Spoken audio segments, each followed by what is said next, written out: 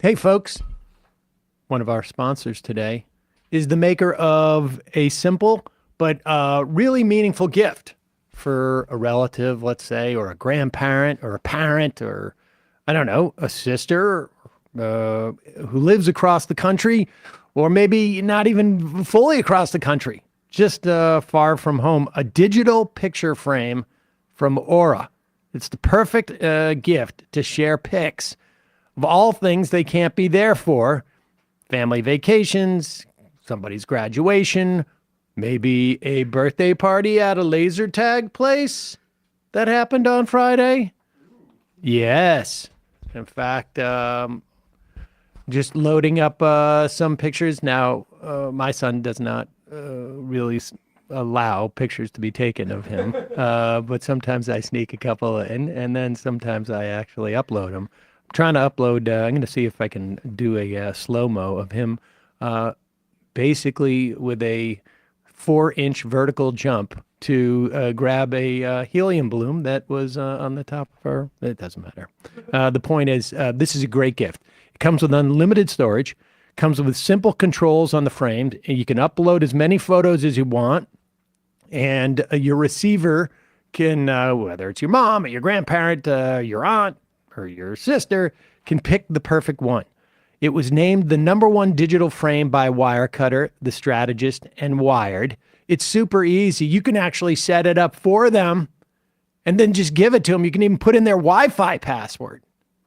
So it's just literally plug and play for some of the more technically challenged. Right now, you can save on the perfect gift that keeps on giving by visiting auraframes.com. For a limited time, listeners can get $20 off their best-selling frame with the code MAJORITY. That's AURA frames.com, promo code MAJORITY. Terms and conditions apply. And now for the show. The Majority Report with Sam Seder. The destiny of America is always safer in the hands of the people than in the conference rooms of any elite. Sam Seder. They are unanimous in their hate for me, and I welcome their hatred. We must guard against the acquisition of unwarranted influence, whether sought or unsought, by the military-industrial complex. The Majority Report with Sam Seder. Ever get the feeling you've been cheated?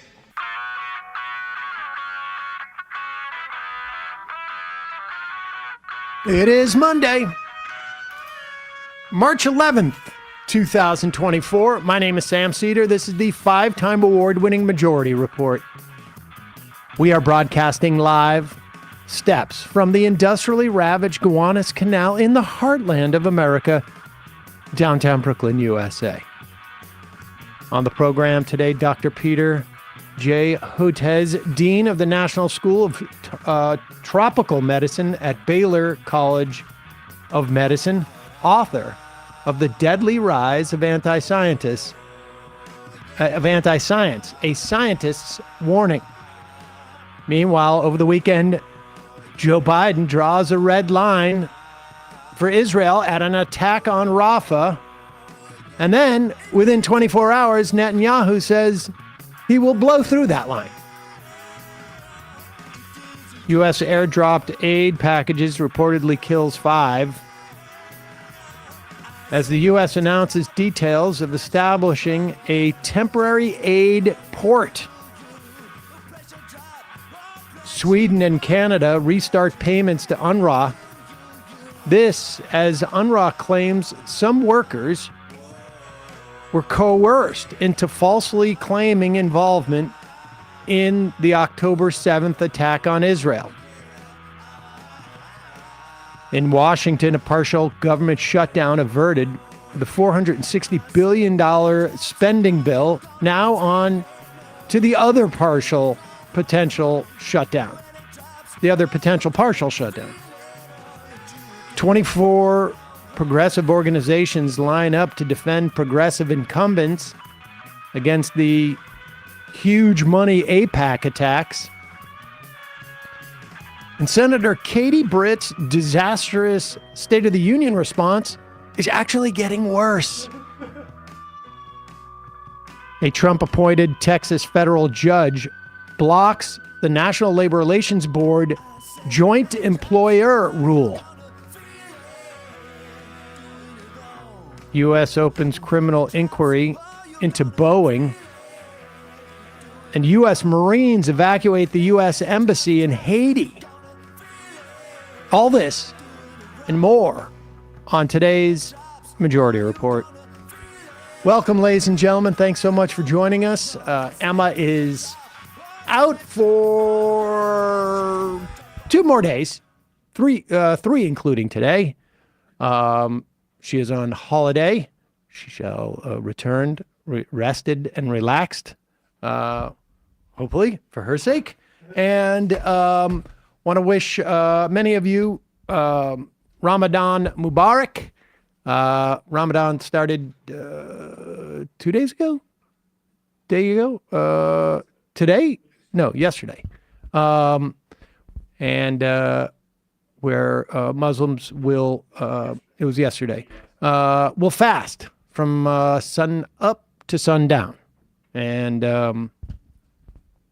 I've been engaged in something. I was going to like say, that speaking last of fasting. Well, actually, oddly, we got the ad today for it, so I'll talk about that in a bit. But last night was the Oscars, and I got to be honest, I don't really pay that much attention to the Oscars. I forgot about it. I wanted to have Matthew Film Guy on so that we could not talk about it.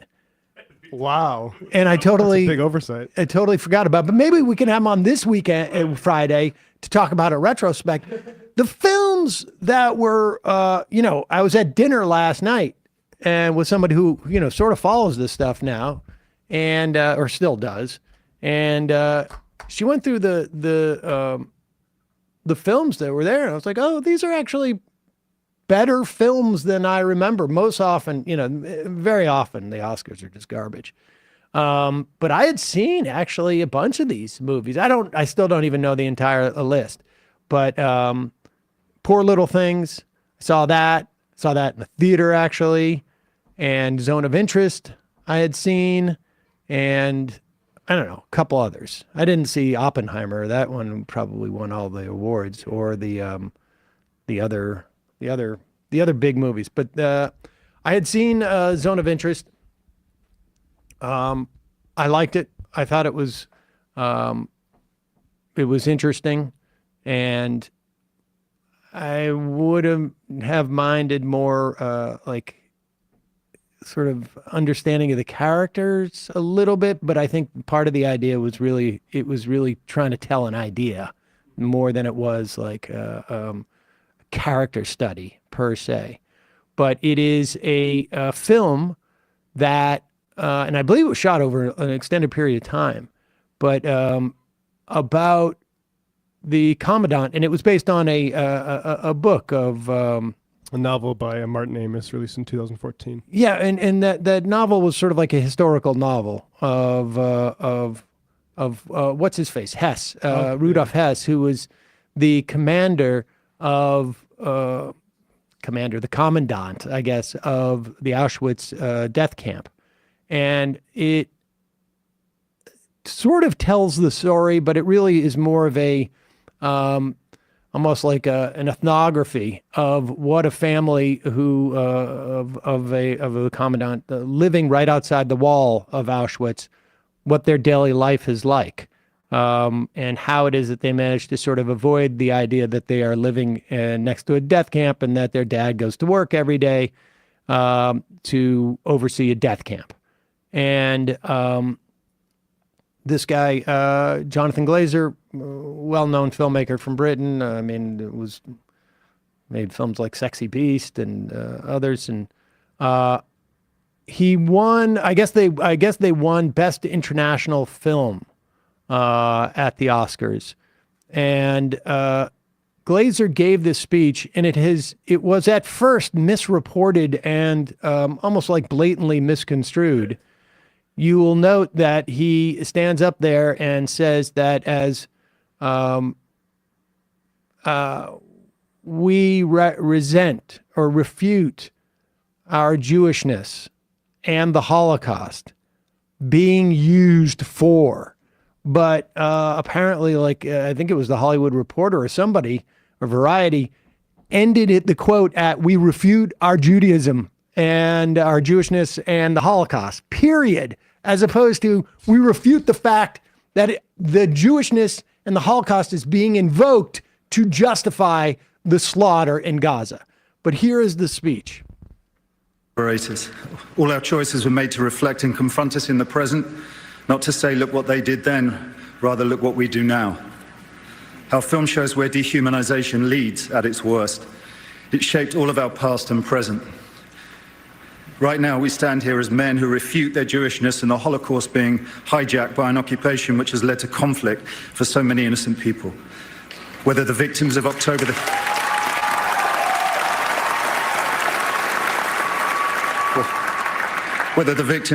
the 7th in Israel or the ongoing attack on Gaza, all are victims of this dehumanization. How do we resist?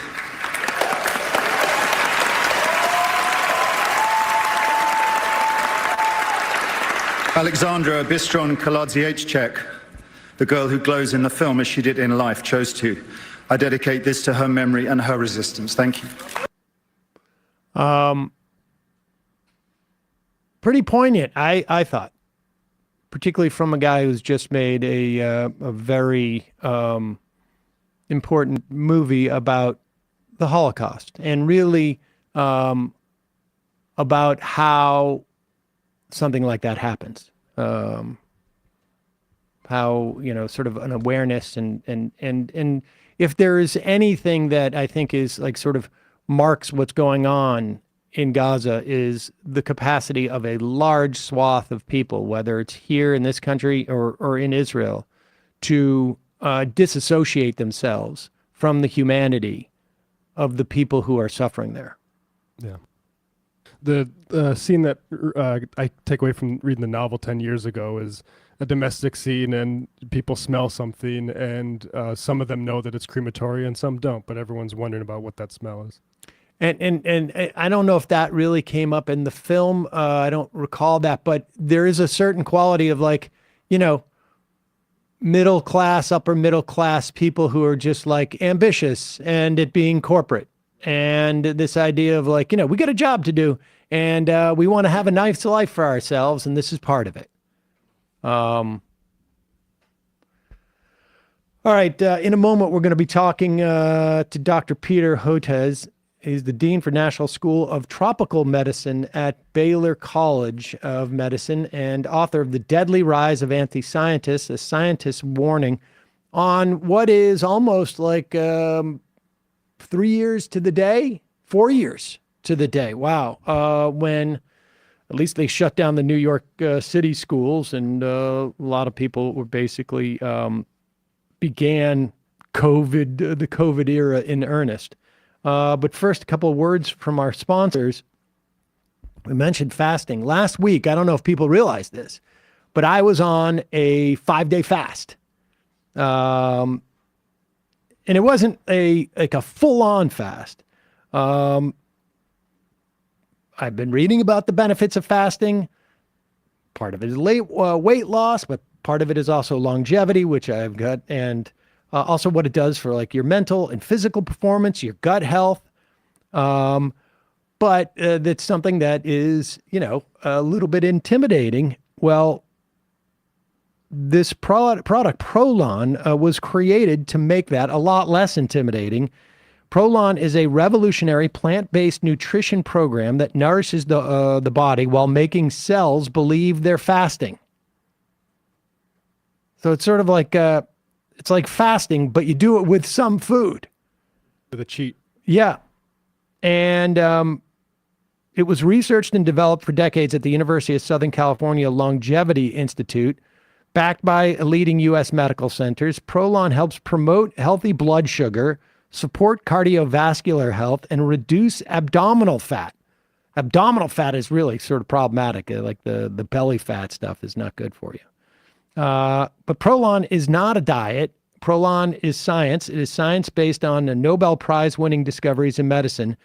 And it all starts with the Prolon 5-day program, which is what I did. tiny snacks, tiny soups, and beverages that are designed to keep your body in a fasting state. So by like day 4 or 5, like I read into this stuff. I don't have it all right in the forefront of my head, but in day 4 or 5, there's some like cellular stuff that happens that is very different than the first couple of days. And I lost a couple of pounds. But the thing that really amazed me is that except for one day when I was a little bit crabby, I felt pretty good. I had a lot of energy last week. I still have some of it actually, but and I made it all the way through.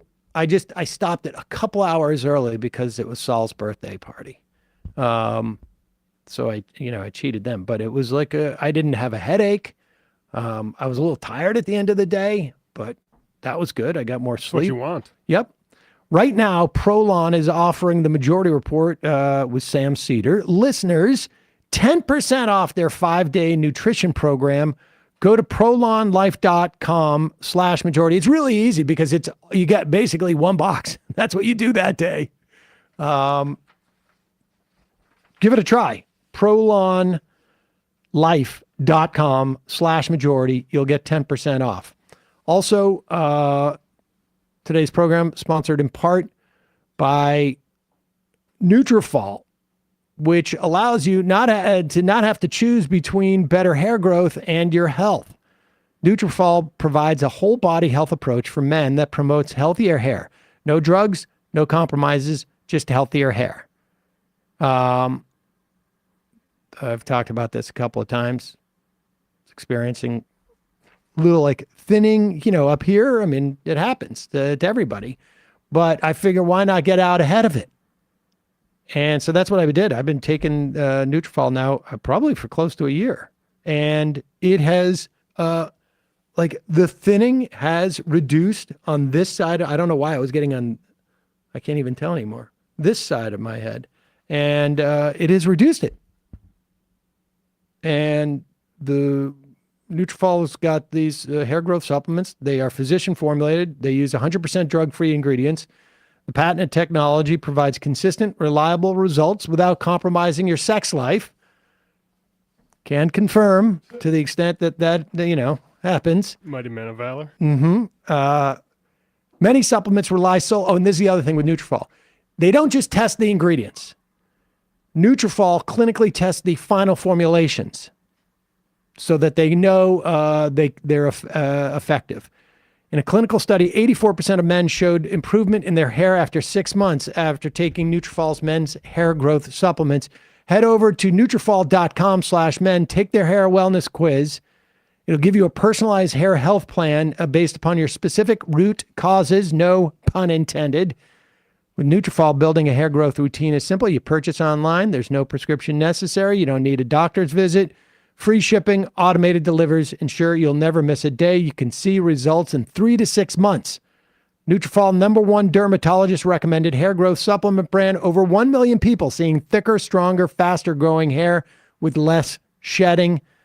Take the first step to visibly thicker, healthier hair. For a limited time, Nutrafol is offering our listeners $10 off your first month subscription and free shipping when you go to Nutrafol.com/men. Enter the promo code TMR. Find out why over 4,000 healthcare professionals recommend Nutrafol for healthier hair. Nutrafol.com/men, spelled Nutrafol.com/men. Enter the promo code TMR. That's Nutrafol.com/men, promo code TMR. Okay. Quick break. We come back. Dr. Peter Hotez.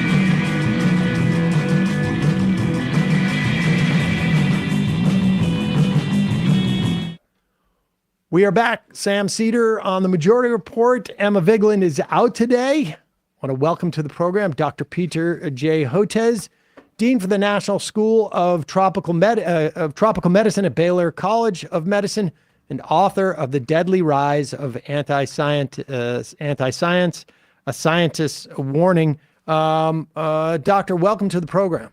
Oh, thanks for having me, Sam.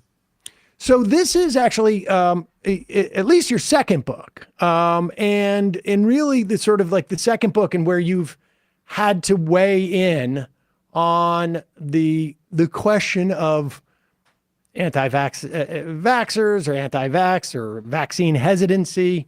And I'm struck by the fact that like very different eras, books that were written like 6 years apart, but very different eras within this movement.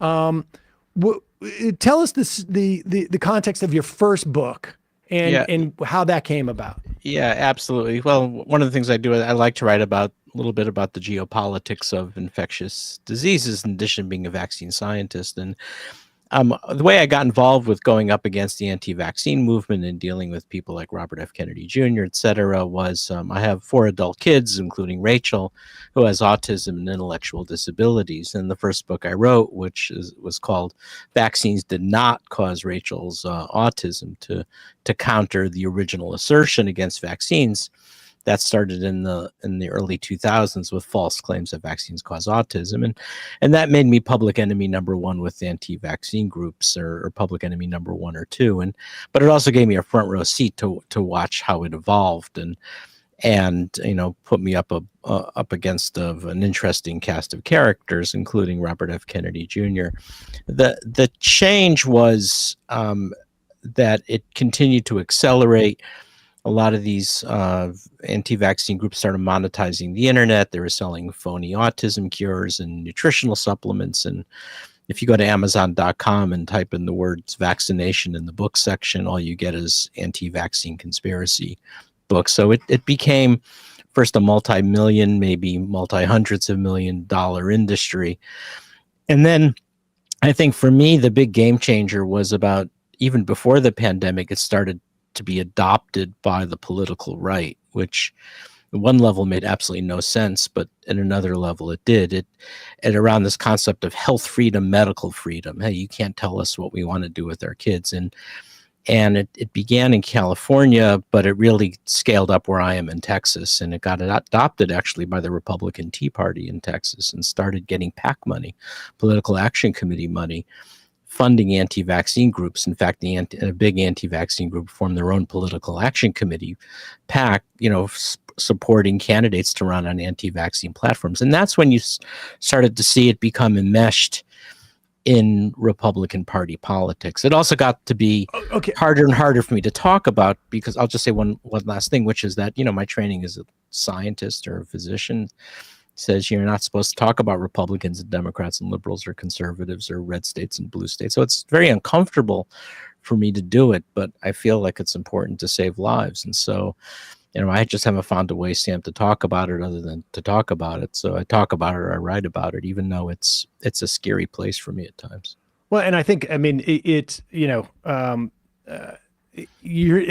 it's just not your arena. It's not the arena of scientists, and there's a sort of like in many respects a market disadvantage.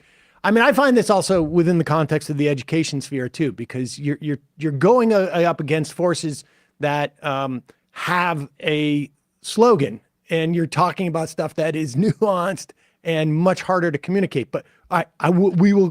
All of a sudden, I've got Steve Bannon publicly calling me a criminal on his Truth Social website and this kind of stuff. It's so bizarre. I should say, full disclosure, I think the audience, most of the audience knows this, but I used to work with RFK Jr. On the radio, and there was a couple occasions in the past. This was, closer to 10 years ago now, where we would have a conversation about vaccines, and I started doing this show about 20 years ago, and at that time, was still in the wake of that Lancet article that ended up getting pulled about the correlation, at least, between vaccinations and autism. And there was a theory around in like the early aughts that maybe it was thimerosal. That's but right. Thimerosal. So walk us through that, because so in 2004, I remember doing an interview about it, and the person saying, like, we've got a year or two more to see if the removal of thimerosal is going to have any type of implications, and it ultimately didn't. But walk us through that first era. Oh, you're absolutely right. So it became kind of this kind of pyrrhic game of whack-a-mole, or moving the goalposts. So every time anti-vaccine groups would make an assertion, the scientific community would spend a lot of funding and support to refute, to show it wasn't the case, and find evidence that it wasn't the case, and then they come up with something else. So the original assertion, you're absolutely right, in the late 1990s, a paper was published in The Lancet, a prestigious British medical journal, by Andrew Wakefield and his colleagues, claiming that it was the measles, mumps, rubella vaccine, the MMR vaccine, the live virus replicated in the gut, and somehow that led to, at that time, it was called pervasive developmental disorder, or autism. And the scientific community responded. First of all, the study was shown not to be true. Second, the scientific community responded with big cohort studies showing the kids who got the MMR vaccine were no more likely to acquire autism than kids who didn't, at some fair amount of expense. Then Robert F. Kennedy Jr. came along in 2005, and you're absolutely right. He wrote an article in that very important biomedical journal, the Rolling Stone, saying that it was the thimerosal preservative, also published in Salon. And again, the scientific community did large cohort studies, even non-human primate study, showing that thimerosal was not doing that. And then, so that article was retracted by either Salon or Rolling Stone. I can't remember which, but then it was the other magazine followed along. And then it was Jenny McCarthy and Jim Carrey came along and said, we're spacing vaccines too close together. We have to green our vaccines, or some nonsense like that. And then it was Alamin vaccines. And then it was HPV vaccine for cervical cancer, another cancer. They claimed it was causing infertility or autoimmunity. And then Robert F. Kennedy Jr. came back again and said it was causing something called chronic illness. And it became this really exhausting exercise. But we did it. I mean, the scientific community did it, and the data is sound. But the other part of the narrative is, we know now what autism is and how it begins in early fetal brain development through the action of autism genes. A lot of them are neuronal cytoskeleton genes involved in neuronal connections. We actually did whole exome genomic sequencing on my daughter Rachel with my wife Ann and I, and found Rachel's autism genes. And there's a fantastic paper that came out of Stanford Medical School last year showing, using brain organoids with neurons that have those autism genes, how they're migrating differently. So it's a very complete story. It still hasn't gone away. I mean, that thread is still around, and you see the autism people, thread. Yeah, still the people resurrected, but I think we've taken a lot of wind out of that sail. The problem is the anti-vaccine groups needed to reinvent themselves, and the way they did it was by enmeshing themselves in Republican Party politics. And I think for the anti-vaccine groups, it was a way to get new relevance and funding. And I think for the extremist end of the GOP, it was a way to get a ready-made group of adherents, to buy into all the other stuff. So I think it was mutually reinforcing for them. And that's when it became a political movement. And that's when it became so dangerous during COVID, because it spilled over into COVID-19 vaccines, which is the subject of the book. And I just want to touch on this too, in terms of this development, because I distinctly remember too, the HPV vaccine, the biggest concern I heard, which was, this is going to make children more promiscuous. I mean, that was deployed by the right at that time, in whatever it was, like 2005 or 6, I think, when this was just being developed, that by giving, a 12-year-old or 13-year-old girl this shot, it wasn't so much that there was a fear of the vaccine as the vaccine functioning as a license to go have sex. It was both. It was all of those things, and it was so unfortunate, because now in Australia they actually have a plan, Sam, to eliminate cervical cancer by the year 2030 or 2035. They're going to wipe out cervical cancer in the nation of Australia, the continent of Australia. We're going in the wrong direction. we're actually unnecessarily condemning a whole generation of girls and women to cervical cancer. I mean, it's so tragic. So, all right. So you describe it as a marriage of convenience. Is there also an ideological value to the right? I mean, you know, the Republican Party picks up on these things, obviously, from an opportunistic standpoint, but the attacks on science have been embedded in the conservative movement, going back to Gertrude Himmelfarb, you know, in the idea of like, if we can, it's two-part. If we can, say there is no, science is problematic in the sense that there's a certain objective reality to it. And if we can sort of disabuse of that, then we can make everything based upon a values, moral judgment, and we are better off fighting on that terrain. And then two, particularly when it comes to vaccines, we are talking about public health.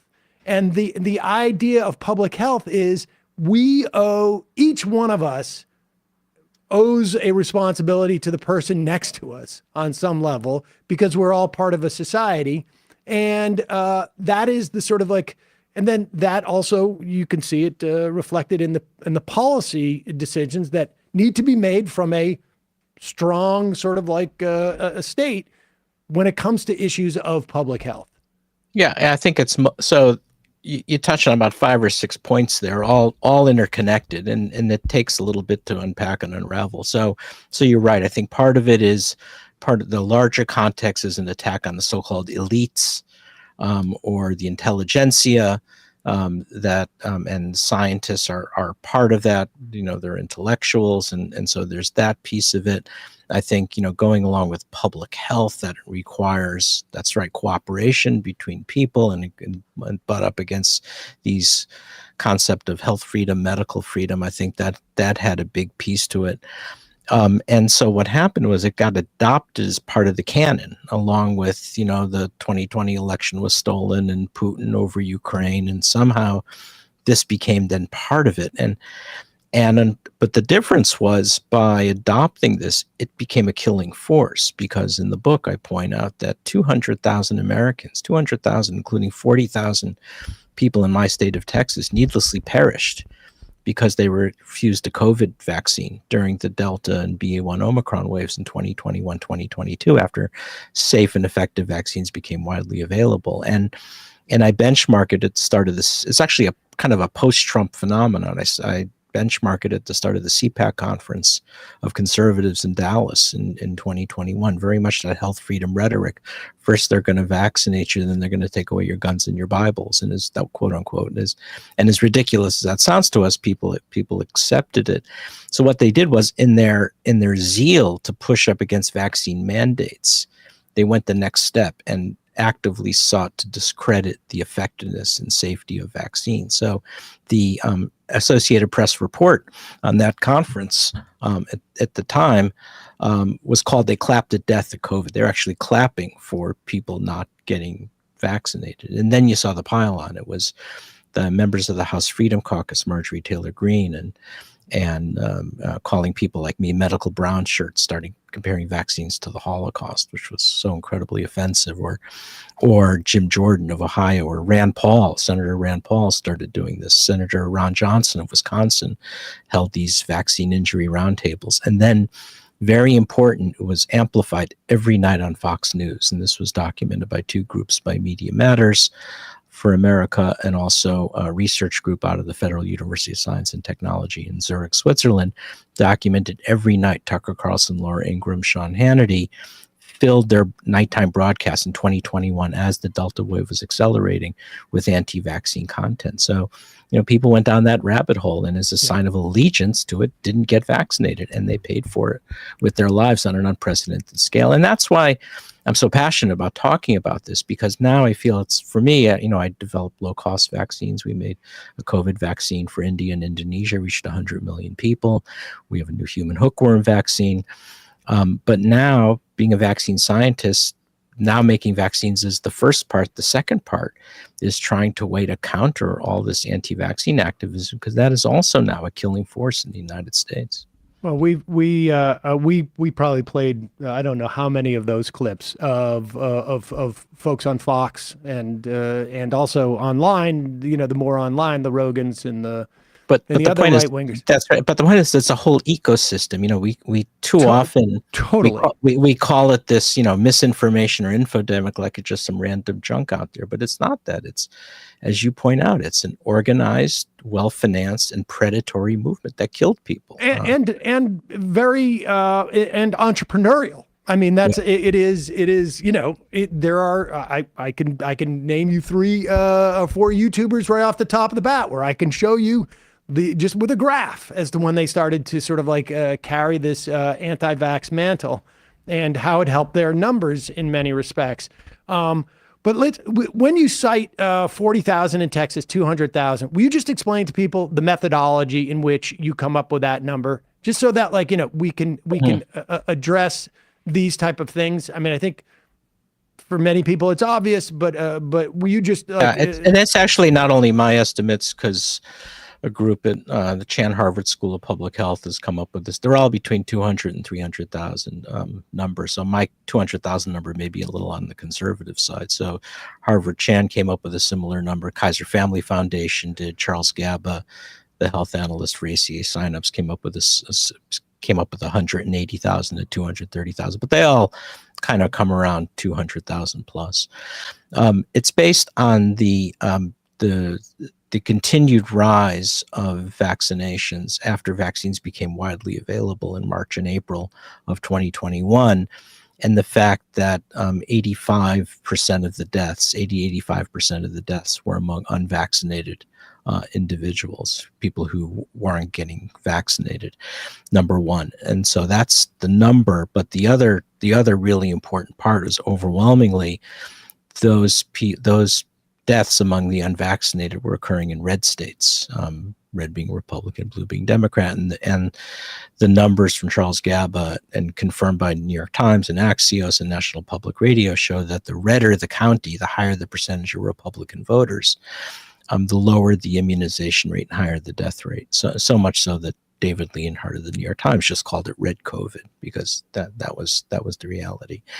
And you could see it firsthand. I mean, if I go into more conservative areas of Texas, like in East Texas or Central Texas, essentially everyone you talk to has lost a loved one because they've refused a COVID vaccine. That's where you really start to hear it and see it. What are the responses? Like, I know, I know, I spent some time, you know, in upstate New York, a fairly rural area, and I know a couple of families who basically the same thing.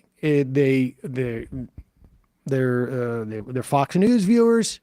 They were determined not to get the vaccine, and they lost a member of the family. You know, and in that instance, in my experience, people were, for the most part, like, they went out and they got vaccinated, and some of them were almost evangelical about it afterwards.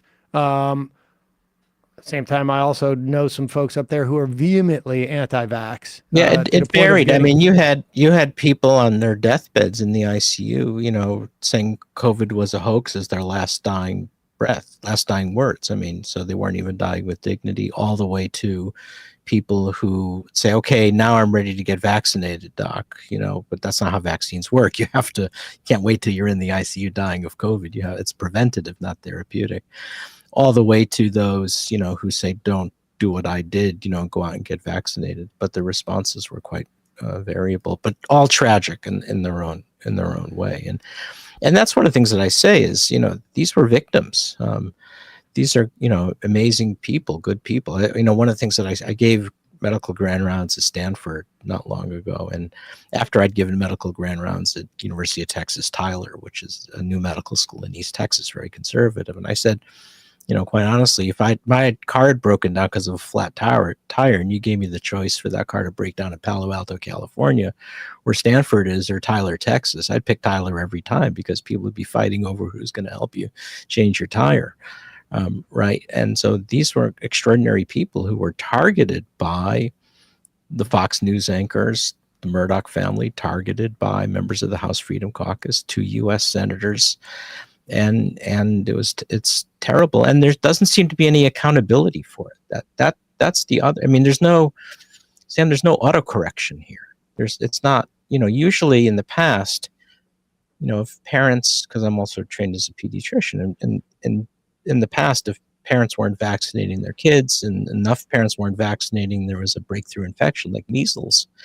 Word would get around the kids were being hospitalized for measles, sometimes in the ICU, and that would be a self-correcting mechanism. Parents would go out and get vaccinated. I'm not seeing that now. I'm seeing this kind of doubling down, and you saw what the Florida Surgeon General has done now with measles, not telling people to get vaccinated.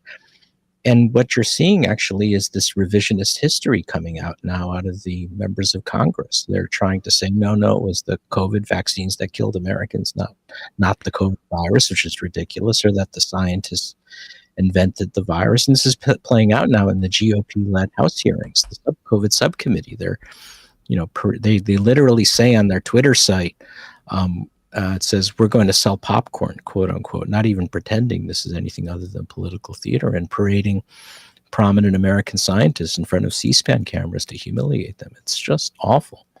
And all right, I want to address some of that, of sort of like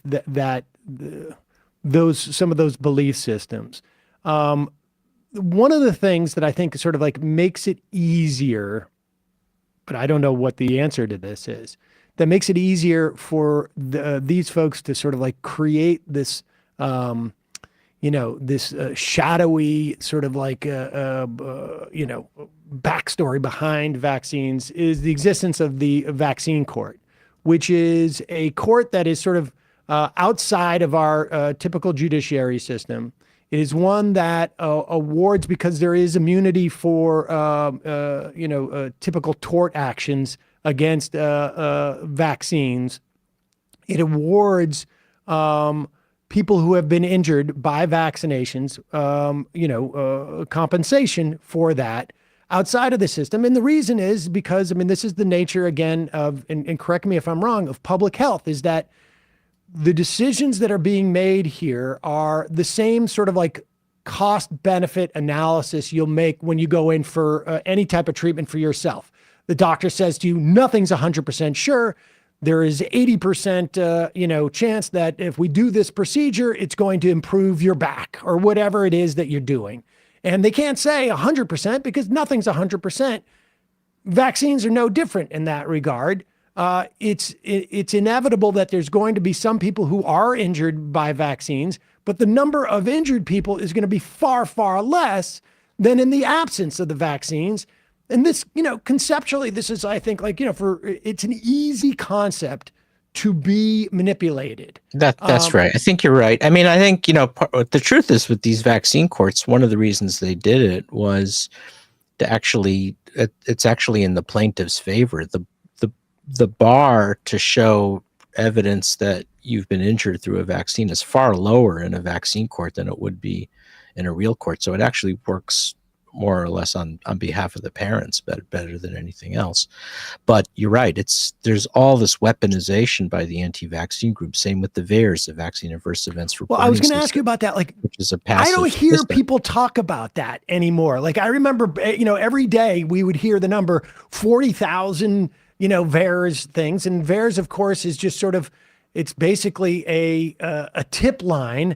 Not it's all unverified. That's right. And it's used because it's very sensitive, but very non-specific. So it can pick up and it works in the sense that it picks up rare events like rare myocarditis after mRNA vaccines or thrombotic thrombocytopenia events after the Johnson & Johnson vaccines. And that's why it's set up, but it's not meant to be causal. In other words, that's to generate hypotheses. That's to see, let's see if there's a link. But there's 4 or 5 other parallel systems that are in place, like Vaccine Safety Data Link at CSIA, to actually verify whether any of those things are actually true. But again, what the anti-vaccine groups do is they weaponize that and just say everything that's in VAERS is causally related, which it's not. Now, the other problem with this, of course, is the pharma companies don't generate a lot of love and affection. I mean, after what does Pfizer and Moderna do after taking $25 billion in U.S. taxpayer money for the mRNA vaccines, either for development costs or for advanced purchase? They respond by jacking up the price to $130 a dose. I mean, you want to say to them, guys, have you no situational awareness? I mean, do you want the American people to hate you? And well, they don't care. They don't honestly, care. Yeah, they're just going to make money hand over fist. The real problem is that when we gave them that $25 billion, we should have had some strings attached. Is really what it comes including the fact that there was no strings attached on how they communicate. So they would send out these press releases. And I mean, I was going crazy into 2020, beginning of 2021. They'd send out these press releases. You know, when the company sends out a press release, it's not meant for you or for me. It's meant for the shareholders to jack up the stock prices, right? And so what they were doing was spectacularizing their accomplishment. And they made it seem like these mRNAs were miracles that popped out of nowhere because they're such amazing companies. And it was tone deaf to the fact that, you know, those vaccines built on 10, 15 years of research from our group, for instance, showing how you deliver the spike protein, why the spike protein is a target, how you can use pieces of the spike protein. And that's what led to our COVID vaccines for low-cost COVID vaccines for in India and Indonesia, or the discovery of mRNA as a vaccine that came out of the University of Pennsylvania that won the Nobel Prize. That was 20 years of work that went into that. But by omitting all of that info, which is about the right time frame for it takes to develop a vaccine, but by omitting all of that, that actually frightened people. And again, it was tone deaf to any understanding of vaccine hesitancy, and took a lot of damage control from people like me and everyone else. But it was hard to do that.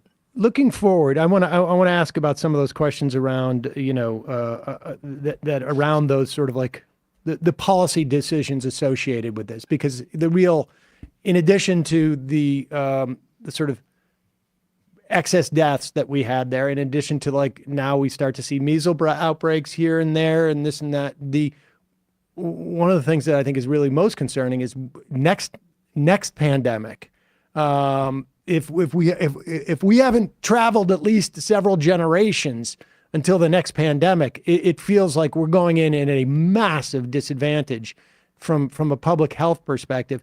Do you think that there is, to the extent that there is a medical institution within the context of our government, the people who are sort of like, ostensibly will address this from a policy standpoint, do they have a different understanding of what the relationship should be if they ever did like an Operation Warp Speed again with the vaccine makers? Because, and I want to speak a little bit more in just a moment about what you did, because and other attempts to make a sort of like a more open source version of the vaccines, but do you think that there's a greater understanding within the government institutions as to like next time maybe we got to say, we're going to fund this. We're going to guarantee that we're going to buy it, even if it doesn't work, a certain amount of it, so that you're covered. Your risk, your downside is covered,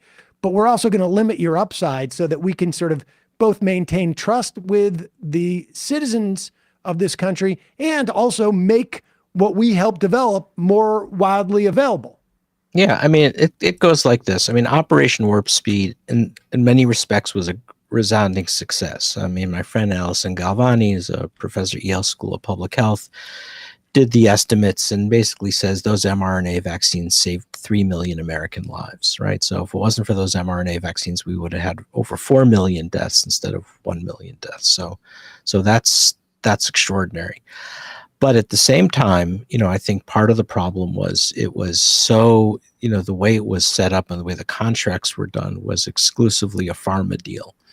And it didn't have to be that way. They could have gone with groups like ours and had some low cost options that would have worked just as well using older technology that where people trusted, because it's the same technology used as the recombinant protein hepatitis B vaccine that everyone's already given their kids. So I think, by only focusing on the pharma companies, I think that was probably not wise. That that we should have enlarged. They should have enlarged the tent somewhat, because I still get emails all the time saying, "Hey doc, I'm not taking that mRNA vaccine despite what you say, but I'll take your vaccine because I'll trust it more." But we don't have a mechanism even to get it into the U.S. So I think that part needs to be fixed. So there were a lot of good lessons learned from Operation Warp Speed, a lot of positive, a lot of lives saved. But we need to find a way to, one, broaden the tent, and two, limit the pharma communications. There should have been some constraints on what they could say in their press releases, because I think that did a lot of damage.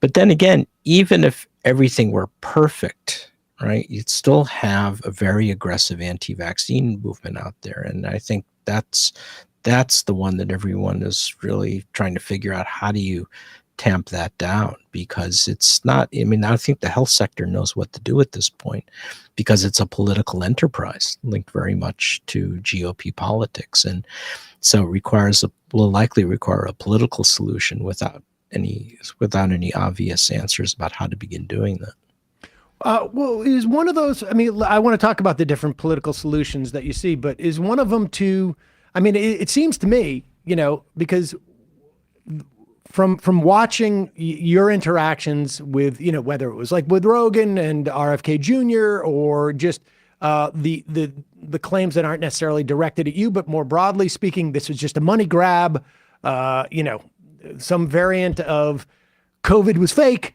And so that gave them an excuse to make the vaccine, which was just a way to make billions of dollars. You develop a vaccine that you did not make billions of dollars off of. You will not make billions of dollars off of, but probably saved, I don't know how many millions upon millions of people's lives around the globe. It was low cost. If we as a political entity had basically said, like, we're going to cap your profits on this.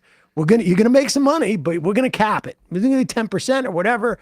You're not going to have to put out notices to your shareholders because we can put the notice out right here. You're going to get 10% profits. I mean, that to me seems like a big political reform that could be made in that instance that would at the very least take one arrow out of their quiver when they start to talk about this stuff. Like, because the profit motive is not, it's not an absurd theory to have. If, you follow, and I go down to, I do a tort conference twice a year, and a lot of that has to do with medical devices. And then you get discovery and you find out, well, they knew there was some problems here about pushing it off label or this and that. Like, pharmaceutical companies do not have a great reputation in some respects about, not trying to maximize profits, sometimes at the expense of safety. And so, it seems to me if you take out the profit, the massive profit factor, there's one less reason to be suspicious. Everything you say is true, but with one asterisk, and the asterisk is many of the pharma companies would counter in saying, we don't really have to be in the vaccine space. We can do much better with another Ozempic Me Too compound. Rather than embarking on all the complexities of making a vaccine. And so what they tend to do is, hang the sort of Damocles over everything and say, look, if you don't make it interesting enough for us, we don't really have to be in the vaccine space. It's a certain amount of noblesse oblige with that. And it's partly true, partly not true as well. I mean, they're crying all the way to the bank, right? Pfizer and Moderna made a ton of money on those deals. So the argument is, if you make it less lucrative for them, then maybe they'll not weigh in this time. What's interesting that you notice is that the traditional big players in the vaccine space were not in on COVID-19, right? Merck and Company was not a part of things. GlaxoSmithKline was not a part of things. Sanofi was not a part of things. The ones who were in were those who, Pfizer, has had some history with vaccines, not as much. Moderna was brand new, et cetera. So this was a way for them to get into the vaccine space, and so that and maybe to accelerate a new technology. So there were other gains there as well. What do you think about what happened with the Gates Bill Gates's involvement and basically convincing, I think it was the University of Oxford to rather than allow its so-called intellectual property to be more open source, but to sort of lock it up a little bit. What's your take on that? Your perspective? You know, I don't have the inside baseball on that one, but what I can tell you is this: you know, when we were trying to get our low-cost recombinant protein vaccine out there, nobody was rushing to help us. I mean, we had to raise money locally here in Texas, which we were able to do through. That's one of the blessings of being in a place like the Texas Medical Center. There's, you know, as opposed to being a professor at Penn or Columbia or Harvard, which is basically a hunting license to write grants, you know, you can raise money in if you have to, if you've got a really exciting idea here in Texas. So we were able to get money from the King Ranch, the Clayburgh Foundation, the Dunn Foundation, MD Anderson Foundation. Tito's Vodka gave us $2 million, which was, not that I'm endorsing alcohol consumption, but should you have a vodka containing cocktail this evening, you definitely want to go with Tito's. So that was great. But the fact that I had to do that was, you know, unfortunate, right? I mean, it should have been a much easier path to do something like developing a low-cost COVID vaccine for the world. And you could not have gotten into something like warp speed. It was not in any way. We could not get it. We tried. We could not get on their radar screen. We weren't basically the thinking was, unless you're a big pharma company, you don't have the chops to pull this off. And that was the end of the discussion. And there's still very much that mindset in the vaccine space that I'm trying to work. Again, and what I say, it's not to demonize the pharma companies. They do what they do. They provide a lot of vaccines for global health, for what's called the Gavi Alliance, Global Alliance for Vaccines and Immunization, but broaden the tent, broaden the ecosystem to give other players a chance because, and especially with partnering with vaccine producers in low and middle income countries. The other thing they did was they all went for brand new technologies, mRNA, particle vaccines. And when you do that, even though you advance the science and you get a lot of interesting new vaccine technologies, as any engineer will tell you,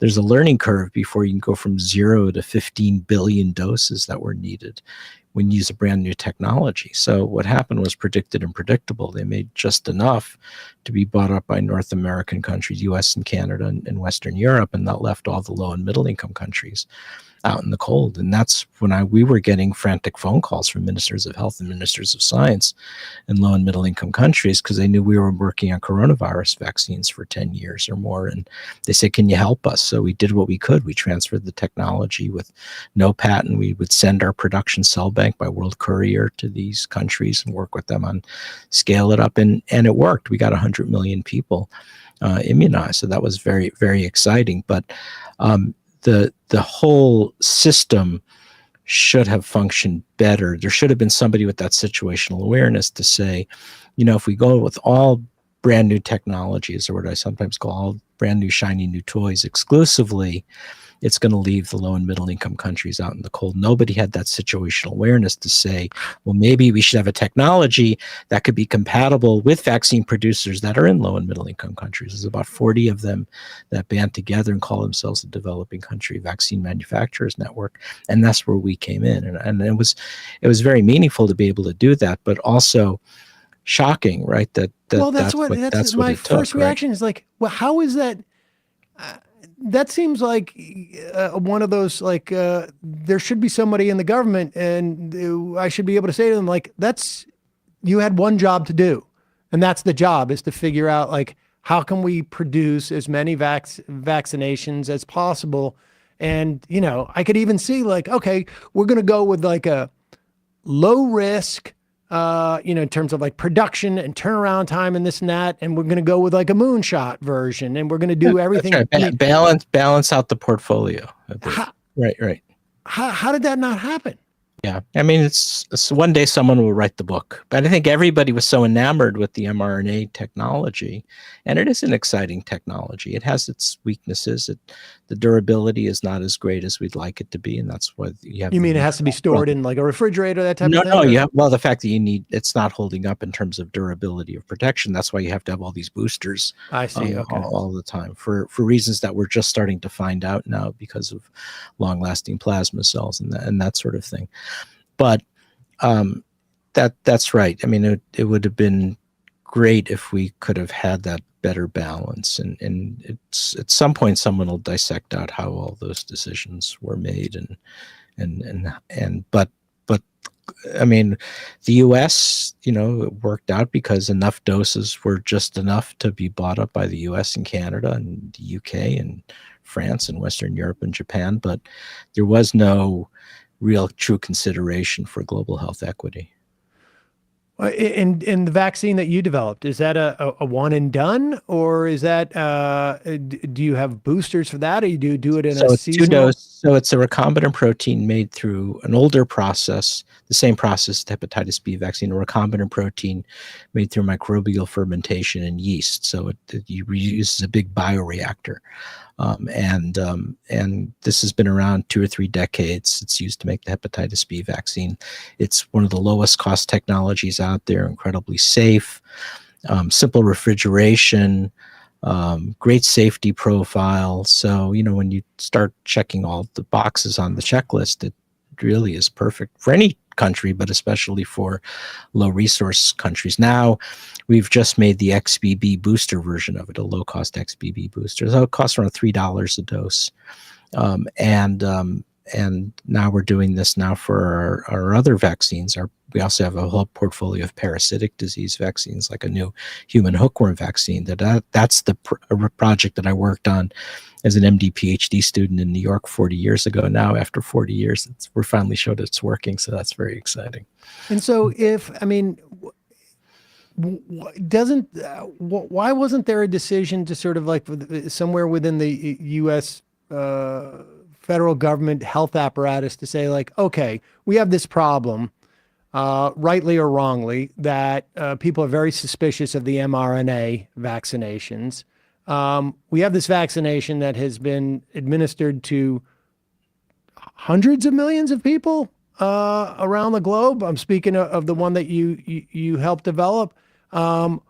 It's low cost, and we can bring it back here, open it up, and I don't know. I mean, why wouldn't they even just like distribute it through Medicare or Medicaid? Like, I don't understand. Like, what is there anybody in our politics today that is attempting to do something like this? Do we have we've been approached by Elizabeth Warren's people, Senator Warren of Massachusetts, Congresswoman Jayapal in Washington State, who wants to look into this and ask some of those questions. So I think people will start to look at it. I mean, it seems sort of obvious to me. Yeah. In terms of like pushing back on this, like, lastly, like I know, like you suggest a sort of like a Southern Poverty Law Center for scientists in your book, which presumably would basically put some sunlight on the various anti-vaccination forces and maybe sort of like make more explicit the relationship between these sort of like entrepreneurial, the political entrepreneurs, as it were, in this space. What's happening is, it's not only an attack on vaccine science or biomedical science, but it's also an attack on the scientists and portraying us as public enemies or enemies of the state. And that's where it gets really scary very fast. So the climate scientists have been dealing with this for a while. I was just going to say, like, is there a model from them that you... Yeah, well, actually, it's now I've teamed up with Michael Mann, as a professor at Penn, the one who just won the lawsuit against. So Michael and I are now partnering on a new book, which is going to be called Science Under Siege. and it compares and contrasts the attacks on biomedicine with the attacks on climate science. And it's the two circles of the Venn diagram are not 100% overlapping, but there's a significant amount of overlap, and sometimes coming from the same sources. So we're hoping that will shed some light on, how we manage this. In the case of the climate scientists, they've actually created a climate science legal defense fund, something like a Southern Poverty Law Center for the protection. I mean, I feel well supported by my bosses at Baylor College of Medicine, the Texas Children's Hospital. But if you're a more junior scientist or, mid-career scientist, if you don't get that support, it could be a very lonely and scary place when you're attacked, and hoping to create something for them to have a resource to go to. It's unfortunate that we're not our usual people that you'd expect to be helping us or not. I mean, the White House Office of Science and Technology Policy is silent. PCAST, President's Council of Science Advisors, is silent. The Health and Human Services agencies don't say anything to support us or defend us. And most of the scientific societies are fairly silent because they just don't want to get. Nobody wants to get into a fight. Nobody get into a fight and get attacked. And part of their reasoning is interesting. In some cases, they'll say, well, we have to be politically neutral, right? And because the only way to talk about this is talk about the partisan divide and the attack from the far right. They don't know how to manage that.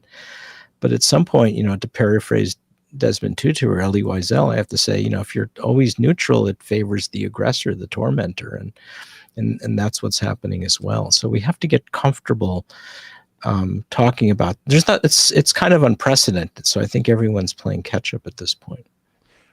Is the working? I've interviewed Michael Mann on this program probably, I don't know, half a dozen times over the years. I mean, because he was almost like the pioneer, at least one of the sort of the point people for getting attacked by science deniers in one shape or another. I imagine there were some folks, 50 years ago where, the cigarette manufacturers were doing this as well to specific doctors, maybe not, the doctors didn't have the same opportunity to communicate. Are you doing, like, the audience for this? Is it, there seems to me there's multiple audiences for, something that you and Mann would produce, right? I mean, one is the scientists, one is the policymakers, one is sort of like the culture and those people who report on it. Is there an internal apparatus to sort of say, like, we need to train scientists because it's no longer, Well, there's multiple things. So you're asking all the right questions. I think one is, first of all, just describing the ecosystem is important because people aren't aware how extensive and pervasive it is, right? It's coming from, high net worth individuals. It's coming from political action committees. It's coming from the libertarian think tanks. These people are being recruited even from top universities to put out this stuff. It's coming from Elon Musk and Twitter or X or whatever you want to call it. And now it's being embraced at the highest levels of the U.S. government through the House Freedom Caucus, 2 U.S. senators. So I think, and then the national media and even the mainstream media. I mean, Fox News is probably one of the worst offenders, but even you're seeing more and more this kind of false equivalency spill into the Washington Post or the New York Times, basically talking about that the scientists could have made the COVID virus in the same breath that, there was zoonotic spillover. And it's not the case. And so there's a lot of education from the mainstream media that needs to be done. So I think, how you walk this back is complicated. And I think one is the scientific community needs to feel more comfortable doing public engagement. My friends at Research America, which is a policy group based in DC, do these studies every couple of years, and they're pretty quite consistent. They basically say 3/4 of Americans at least cannot name a living scientist, and if they do, it's Bill Nye the Science Guy or Neil deGrasse Tyson, and nothing wrong with them. They're great people, but they're not what a typical working scientist does in terms of lab meetings and grants and major revisions over paper. So we're invisible. So that's partly our fault. as a scientific community. And the universities tend not to like their docs and scientists speaking out because they're very risk averse. So how do we change that whole culture to make it feel more comfortable? I mean, I get told, for years, I would get told, or colleagues, now I have a little more freedom to do this, but for years is, hey, you're an academic, you're free to speak out whatever you want, ... but don't screw this up and get the institution in trouble. Well, of course, if you're out there enough and you're speaking out there enough, you will get the institution in trouble.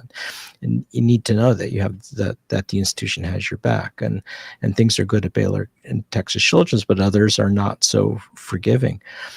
Then I think the other problem is we have the rapidly evaporating science journalists. We don't have science journalists anymore like we used to. So during the COVID pandemic, I had to spend a lot of time educating journalists without science backgrounds about COVID. And for the most part, they worked hard to get it right, but it was imperfect. So we need more science journalists. And then I think the big unknown is, though, how do we push back against the monster, this anti-science machine that's causing so much damage to the country, and that one, I think there I sort of give people the longest, I don't know the answer to the question answers I think I've ever given. I think everybody's struggling with it at this point. I mean, Vivek Murthy, the Surgeon General, started this, and you talked about advisories with the social media companies, which is about the minimum thing the most innocuous thing you could say.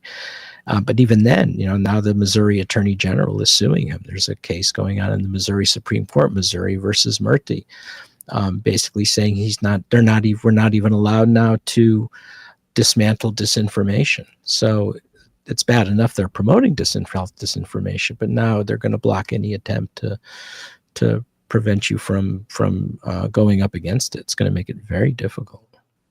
All right. Lastly, in terms of COVID, when you project forward thinking about COVID, aside from I would perceive it like growing, or at least the continuing sort of anti-vaccination, sort of like weaponization.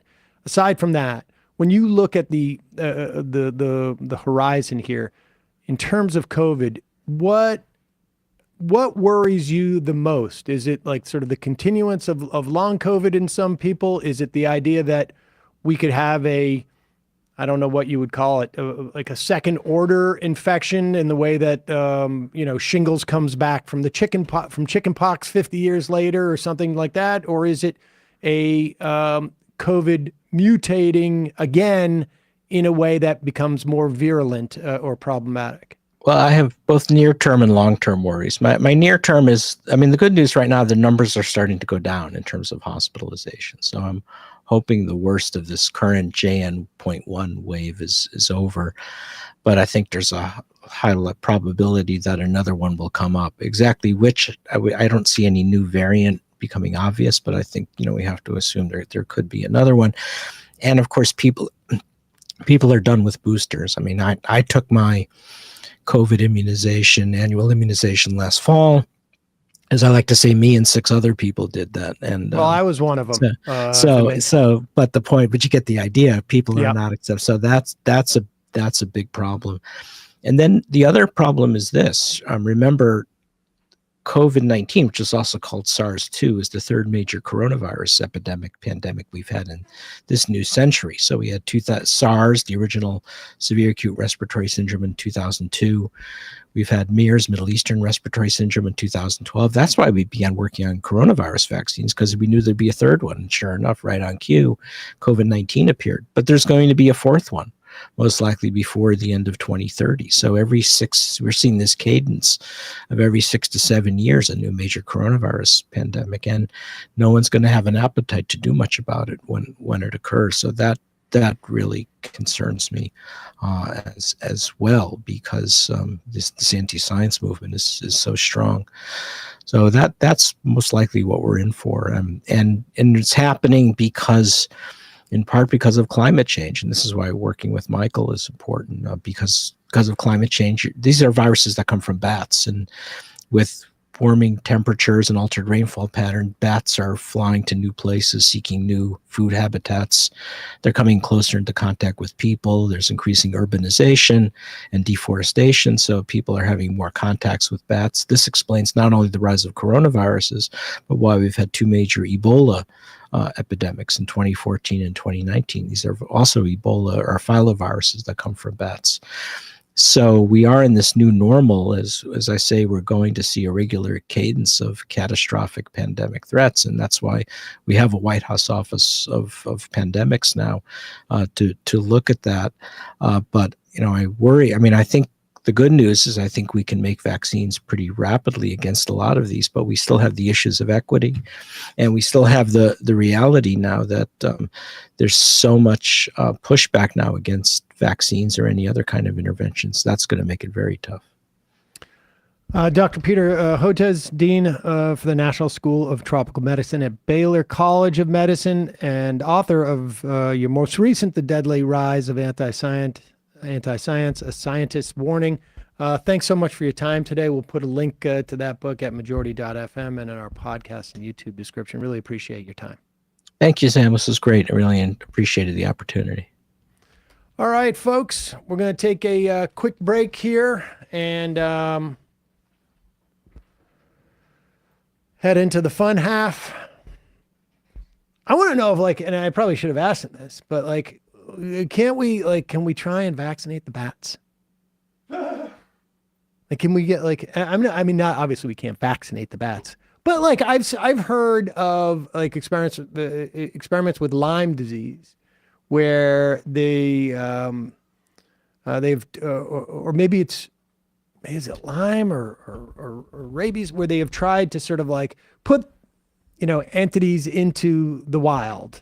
I don't know what it would be, that food supplies or something like that, and try and inoculate certain species from this stuff. And I don't know. Maybe you can get rid of the bats. I don't know. I think it's unlikely. Lyme disease, wasn't it the Pentagon was investigating whether it was an escaped bioweapon? Is that what you're thinking of? No. That was in 2019. They were looking into that. I did not know that. No. I don't know if anything came of that, but. Oh, yeah. Comtree says all we need to do is vaccinate. Yeah, let's send a bunch of humans into bat habitats. I'm sure it's going to be with syringes. Well, there was one flaw with the plan. Oh, we could vaccinate the bats with bleach. All right, I realized open up the floodgates. Wasn't there something with mosquitoes? Yes, there was something with mosquitoes. There was something that would sterilize mosquitoes or something and make them hard to reproduce or something to that effect. But I don't know. Let's just figure out Ozempic. Yeah, let's just do that. Everybody's on Ozempic, so at least. We look great. We're all sick as hell. Folks, it is your support that makes this show possible. You can allow this show to survive and thrive by becoming a supporting member. Go to jointhemajorityreport.com. And when you do, you not only get the free show free of commercials, you get the fun half. You can IM. I sent out an email this morning giving you an extra 5% off Seder Seeds. So if you're a member, you get 20% off at Seder Seeds right now. But you got to open up that email that we sent you. cedarseeds.com. It's spring. Now's the time. Get your little seedling trays out, plant your seeds, and you move them to a bigger thing when they get a little bit bigger. Then you sex them and then have yourself some fun. Yeah, don't forget that part. Yep. Some of us forgot. Some of us forgot and then became seed magnets. And folks, don't forget justcoffee.coop, fair trade coffee, tea, or chocolate. Use the coupon code majority, get 10% off. And you have only days now to get out the Voight. That's right. When you walk around with a Majority Report shirt of the limited edition Get Out the Voight shirt, it's not just a t-shirt, folks. It's not just an American-made union printed shirt. It's also a conversation starter. So if you're someone who is you don't know how to start a conversation with folks, This is great. Like, what? Get out the void. What is that about? If somebody wears on a date, do let us know how it goes. Yeah. I mean, it's a great way if you're not sure of like the political leanings of somebody and you want to like this little test, but you don't want to come across as being like too aggressive or adamant. This is the best way to do it. Get out the void.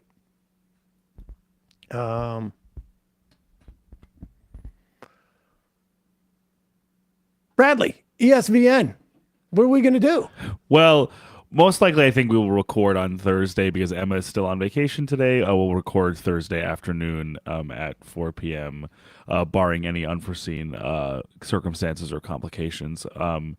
And we'll probably break down a lot of the NFL free agency goings on now that the week has started for signings and things like that. So youtube.com/ESPN show for that, as well as you can check out some of our clips in our prior streams as well.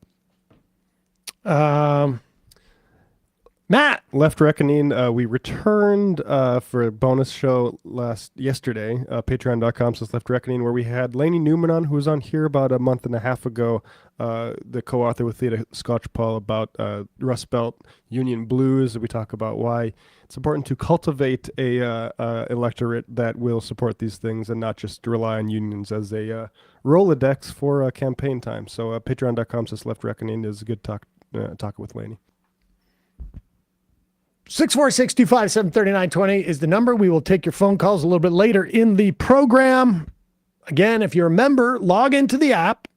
The app is free for everybody at majorityapp.com. And you can IM the show, and I will read your IMs, at least some of yours, because I can't read all 5,000 that we get every day. See you in the fun half.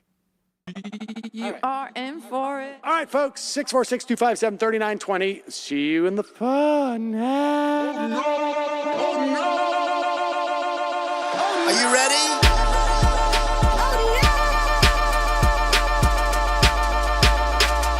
Who sent us this? Anarchy. Alpha males are back. Boy is back. And the alpha males are back. Just as delicious as you could imagine. The alpha males are back.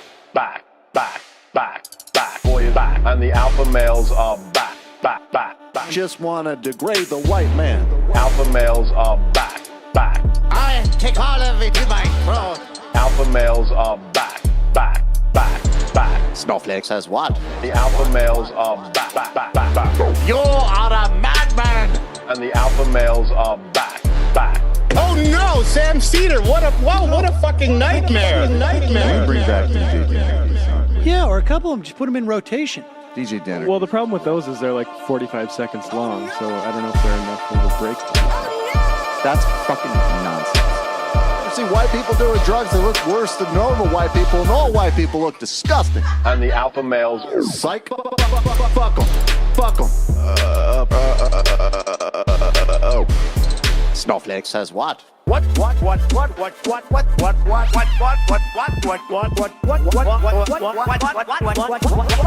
Snowflake says what?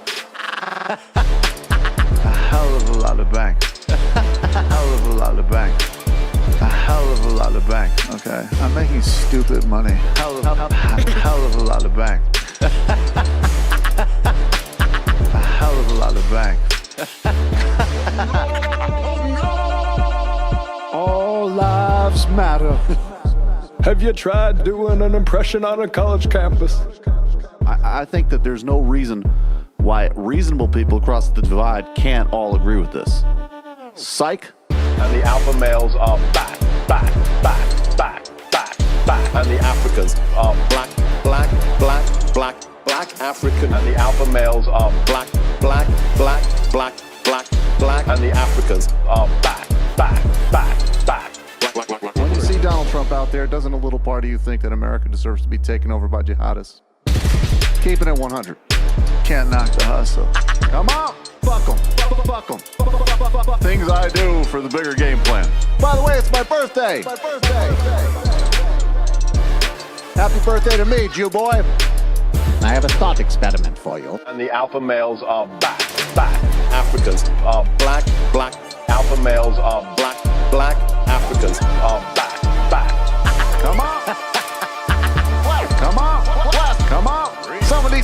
sacrifice or blasphemy around here. I am a total pussy.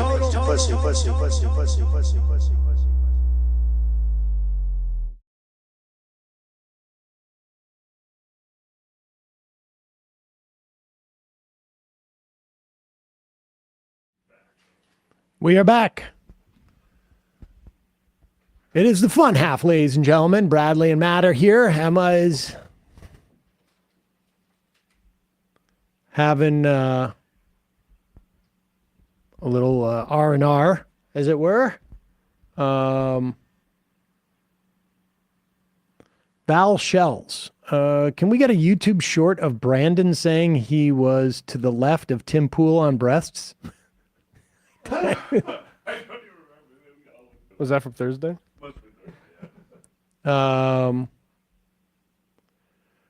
Jordan Peterson getting into it with Elmo, calling Elmo Hamas.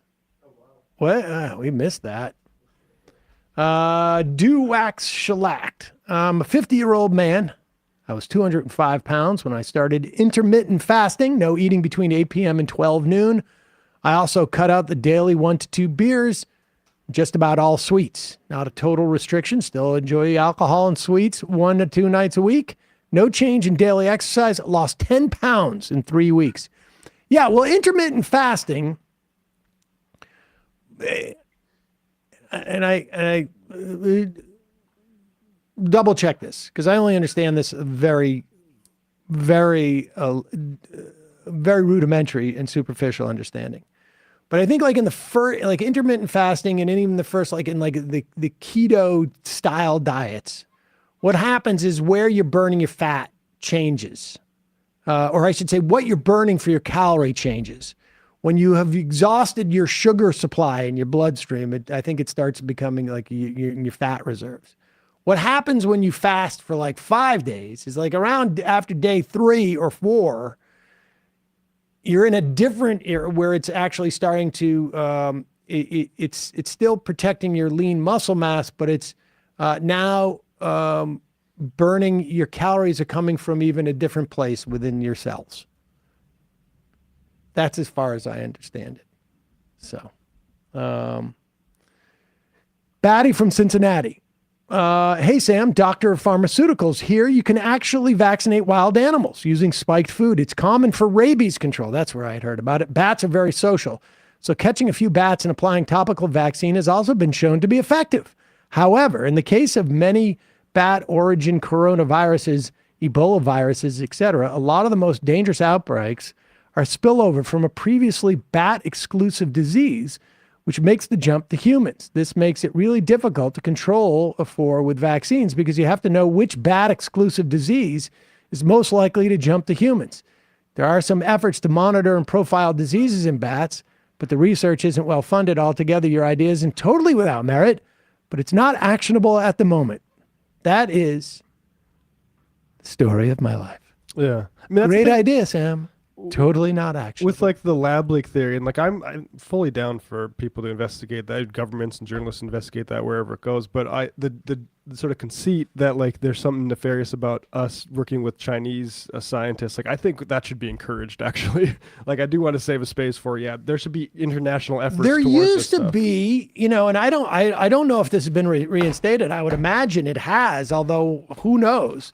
There used to be like members of, I think it was a CDC or that were stationed in Wuhan.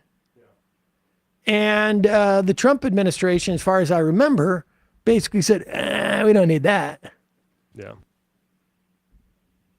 It's good to do stuff like that together, even if there's pressures from different governments about things that you might have to contend with.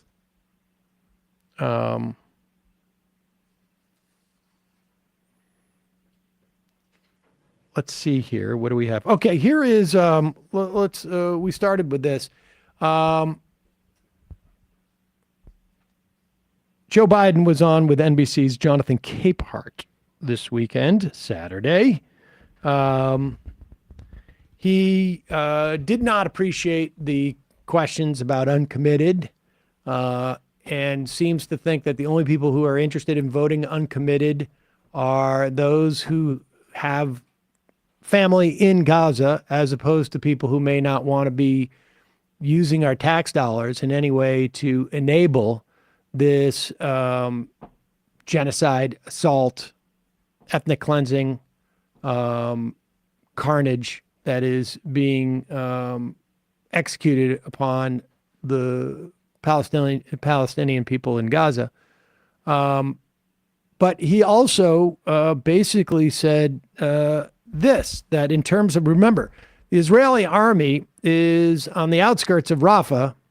Rafah is where there's something like 1.5 million people who have now crowded down there because they were told this is your safe haven, and this is really your only safe haven. So you have hundreds of thousands of people living in tents. And an attack on Rafah would be devastating. And so Biden had this reaction to the question of Israel's assault on Rafah. What is your red line with Prime Minister Netanyahu? Do you have a red line? For instance, would invasion of Rafah, which you have urged him not to do, would that be a red line? It is a red line, but I'm never going to leave Israel. The defense of Israel is still critical. Pause it for 1 second. Now, he said it really quick. He said it really, really quick, but he did say it. Now, when you say a red line as opposed to the red line, I don't know. Well, the other red line could be don't drop a nuke on people. Fair That's enough. also, don't nuke northern Gaza, let's say. I don't know. He could have multiple red lines. Sure. There are multiple, out of bounds lines on a court. But he says it really quick. But go ahead. Try it again. Start at the beginning. What is your red line with Prime Minister Netanyahu? Do you have a red line? For instance, would invasion of Rafah, which you have urged him not to do, would that be a red line? It is a red line, but I'm never going to leave Israel. The defense of Israel is still critical. So there's no red line. I'm going to cut off all weapons so they don't have the Iron Dome to protect them. They don't have. But there's red lines that if he crosses, and he cannot have 30,000 more Palestinians dead as a consequence of going after. There's other ways to deal with the trauma caused by Hamas. And it's like look, the first time I went over, I sat with them and I sat with the war cabinet. I said, look, Pause don't it make for the 1 mistake second. I just America. want to really parse some of what he's just said there, because this is pretty important. And, Joe Biden does have a history of just sort of saying stuff off the cuff and this and that. But at the very least, you're going to get a sense of what he's thinking. He did say, I have a red line, but I'm never going to leave them without a defense. So he did say Iron Dome. There's nothing, it sounds like, Israel could do to lose Iron Dome. But the implication is that short of Iron Dome, there's a lot of things they could lose, and maybe that's a red line. Now, listen, I have no delusions here. I think left to his own devices, Joe Biden would, personally drive the ship over there with all the offensive weapons he could. But they're starting to realize this could be an electoral liability, and that the things are starting to get a little shook up in the Senate. And the way he said that, it is a red line, as if he was doing an intake of breath, is almost like it's something that he's been told to say. Yeah, maybe, but it's it's said now, I'm seeing some reports that, at least rhetorically, people are talking a little bit in the State Department since Michigan. So there's, they realize there's some pressure there. And so I'm just trying to, be clear on what he's saying here, so that a marker is put down. Go ahead. Over. I sat with them and I sat with the war cabinet. I said, look, don't make the mistake America made. America made a mistake. We went after bin Laden until we got him, but we shouldn't have gone into Ukraine. I mean, we shouldn't have gone into the whole thing in Iraq and Afghanistan. It wasn't necessary. It wasn't necessary. It just caused more problems than it cured. who actually wants a deal? Do you think Hamas actually wants a ceasefire? Well, I think Hamas would like a total ceasefire across the board because they would see they have a better chance to survive and maybe rebuild. But that's not what I think. The vast majority of people think you have to look. After what happened in World War II and the carpet bombing that took place, what happened was we ended up in a situation where we changed the rules of the game, our constitutional legitimate rules of war. And they should be abided by. Some have suggested you should go back to Israel. Unclear where that answer came from. It's fascinating to me though, because I've, in following this stuff online, a lot of times you hear people saying what they're doing first off, I've yet to see a military expert that, maybe on Fox News, but I've yet to see a serious military expert that claims that they can get rid of Hamas. Okay? If there's a lot of things that I would love to change if I could snap my fingers. But that doesn't mean it's going to happen. And that doesn't mean that you should just keep trying, because the trying comes at the expense of the lives of tens of thousands, if not hundreds of thousands, if not a couple of million Palestinians in Gaza. So if Hamas is a reality that's just going to be there, you need to take a different tact.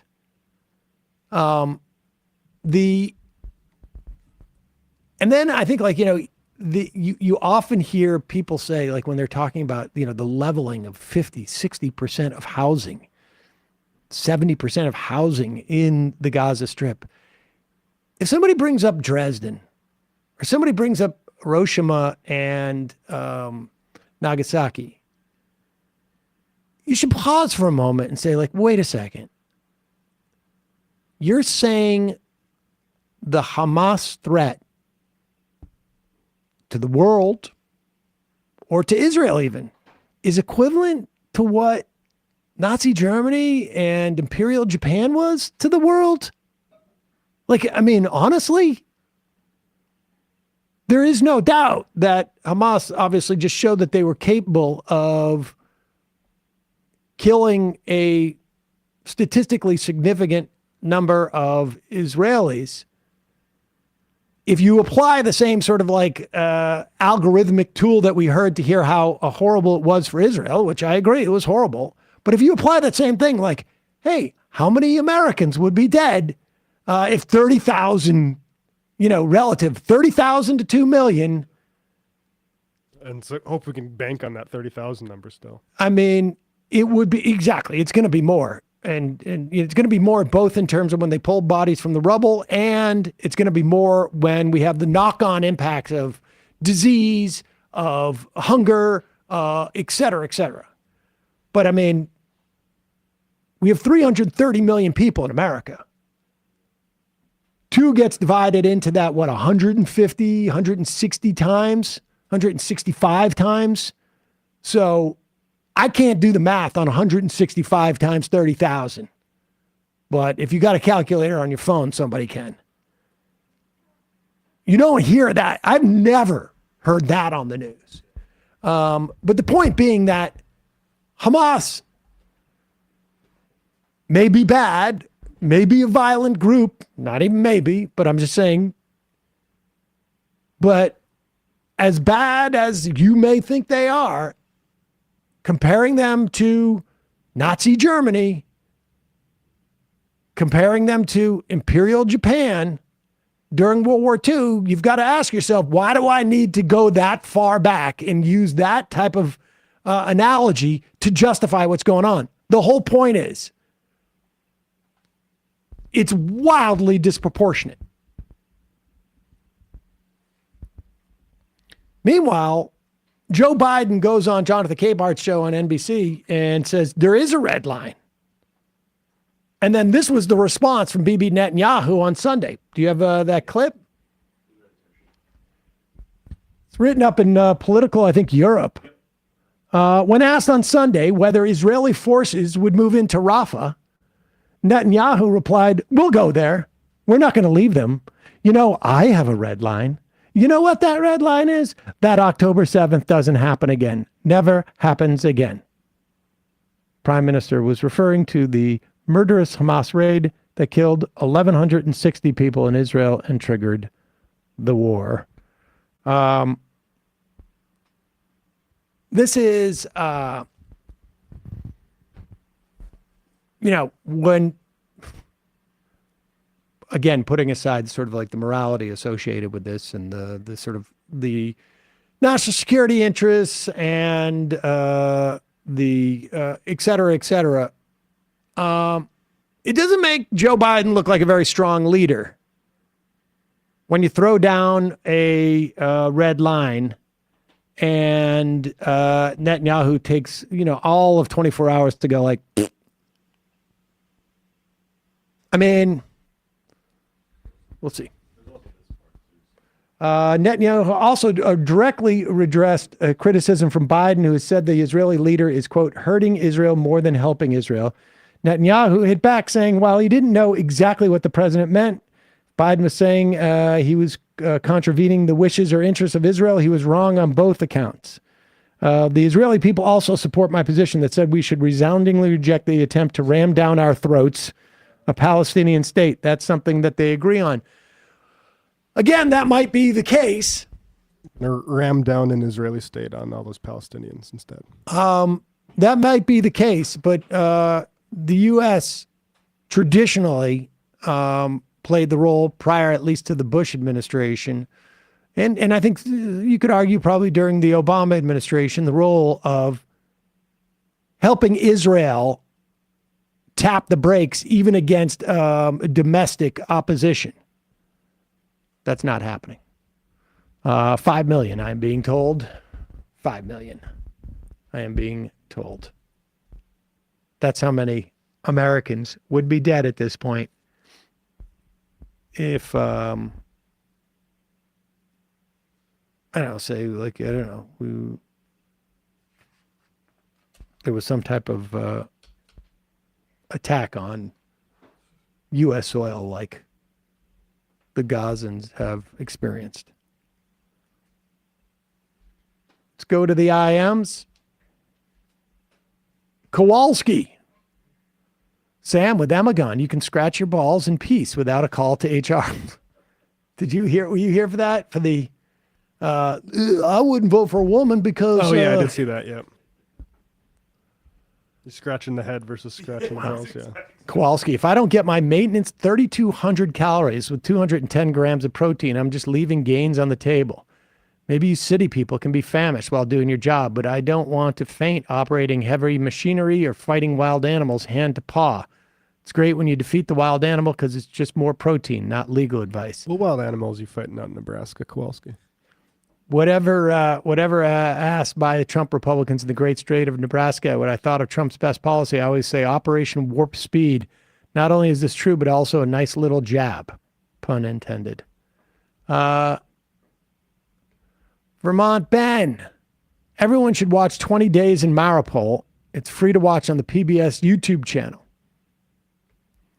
Turning from Jersey, the Oscars are dumb. Tim Heidecker's on Cinema Oscar special was the best piece of cinema I've seen in years. I need to watch more of that. Wisconsin Sam, I'm not Muslim, but I'm participating in fasting for Ramadan this year in solidarity with Palestine. Maryland Mailman, did you ever go to the Oscars? No. No, I did not. Had no interest in something like that. Not sure if it was up for Best Picture, but I enjoyed The Holdovers a whole lot. I saw that one too, and I was like, how many times have I seen the curmudgeonly old man, gets some type of enlightenment by helping a kid to overcome their lack of confidence or whatever it is. There's also a weird thing going on that apparently there's a potential that the script was plagiarized from another screenwriter. So I did not know, but I'm not surprised. But I've seen that story 150 times. And so thankfully it didn't win the Oscar for screenplays for that to sort that out. The only good, well, look, I like Giamatti. I think the acting was good in it. I like to see old Boston. That's sort of fun. Part of it was shot in Worcester, so there's a lot of it had a lot of things going for it in my little parochial mind.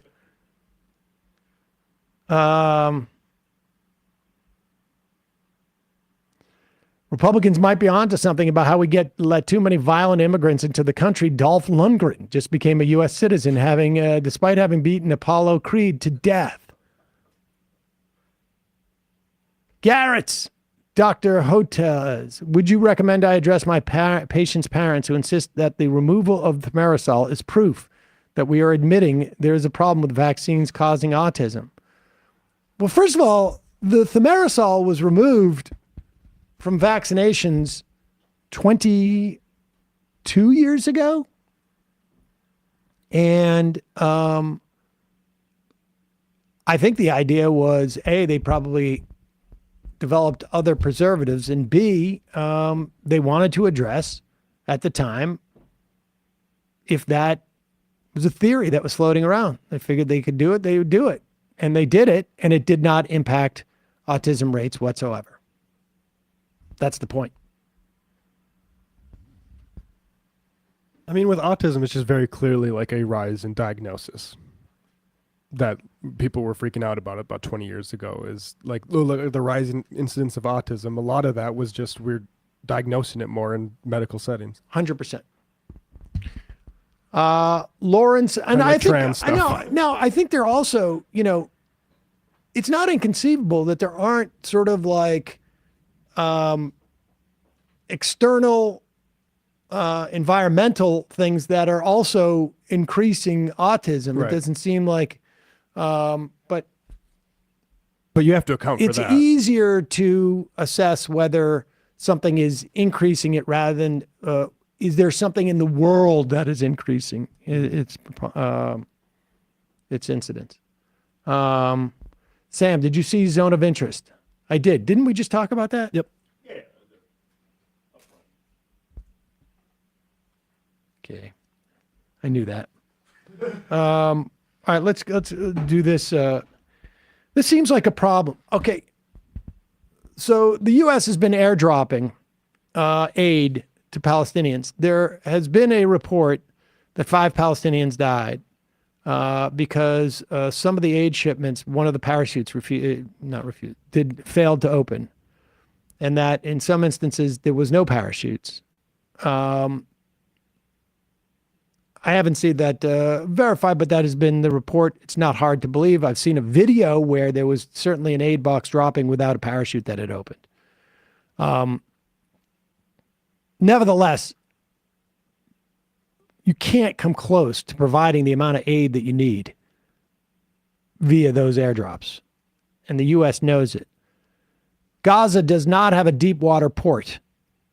So a massive ship full of aid would not be able to dock there. So the U.S. is basically going to go in with its military, create a temporary pier out of like a floating, a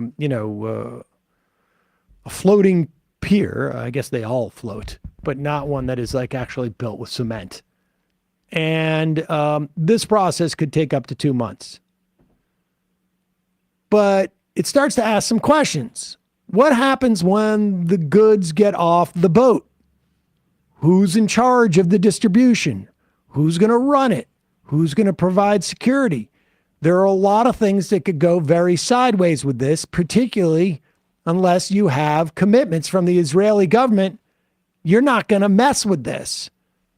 Here is Patrick Ryder, Department of Defense press secretary, answering a reporter's question. This was on Friday. On distribution, Who will distribute the aid once it has gone off the causeway or the pier? Again, as I highlighted at the top, we are talking with allies and partners, the United Nations and other NGOs involved in humanitarian assistance in terms of how that process will work and how that aid will be distributed. Have you received assurances from the Israelis that they will not fire upon Palestinians as they seek to retrieve the aid? Look, our focus is on delivering the aid. I'm not going to speak for the Israelis. Obviously, the focus is to make sure that we're going to get the aid. Thank you. So I guess the answer is no. We're not going to seek assurances from Israel. Here is same press briefing, same Defense Department spokesperson addressing the question of if you think that it's possible that Hamas will fire on the flotilla. Mission is about getting aid to Gaza and then working with others for the delivery and distribution. Phil. Do you anticipate that Hamas will try to fire on the operation? Look, I mean, that's certainly a risk. Again, but if if Hamas truly does care about the Palestinian people, then again, one would hope that this international mission to deliver aid to people who need it would be able to happen unhindered. Tony. I mean, you could say the same thing about the Israelis if they truly cared about the Palestinian people. I think it's pretty clear they don't. They care about them not getting the aid. Like when Ilan, that guy, that spokesperson says, we're going to make sure that nothing, sinister gets through in this aid. Like all of a sudden we can't be trusted to not support Hamas clandestinely. They're actually saying we just want to slow walk this stuff into Gaza. And like we boast about 40,000 meals. Gaza's a population like Paris. So how much is, all right, let's feed Paris on 40,000 meals. This thing is super fraught. It's super fraught because if this aid, I don't know what you want to call it, contingency, is fired upon, we have no way of knowing who's actually doing the firing. And it's just as easy to come up with a list of incentives for Israel to fire upon this in a way that is not necessarily traceable back to them, as it would be for Hamas. In fact, probably the former has, there's a greater incentive. And there is absolutely nothing. And we wouldn't face it if that happened. There is nothing in the behavior of Israeli forces or its political leadership that in any way would make me think they would never do that. There may be value for Hamas as well in that type of situation, but maybe not. So I don't know. This is pretty fraught. The other thing you could do is say, we're not going to give you any more weaponry unless you allow in aid. And you allow it to drive across the border in northern Gaza, and you hands off it when it's coming through the Rafah gate. Unless you find something that is got gunpowder associated with it, it goes through. Scalpels, okay. They still get to go through. Shout out to Charles Ghost for informing us of a pro-Palestine protest in Richmond, Virginia that has shut down I-95. You can support their bail funds at rvabailfund.org/donate. That's from Daredevil. This I was both surprised to see and glad to see. So I think CNN's attempt to try and balance out some of their coverage, to put into context exactly what's going on there. Here's CNN's Breonna Kyler, commemorating the, in their words, 12,800 children that have died in Gaza due to Israel's offensive, bombing, shooting, etc. And here it is. A warning to our viewers that what you are about to see is quite disturbing, and it has to do with children. This is the human cost of the Israel-Gaza war. These are tiny figures of children on the walls of our studio, one for almost each of the 12,800 kids who have died in Gaza, according to numbers from Gaza's health ministry. The death toll, quite frankly, is hard to keep up with. Airstrikes and now malnutrition and dehydration are killing them. Here's a glimpse inside Kamal Adwan Hospital in northern Gaza, where several children have died of starvation. Tiny limbs, bones protruding. The constant sound of crying from children now facing starvation in Gaza. These were little Yazan's final moments, his tiny fingers gripped in his mother's hand.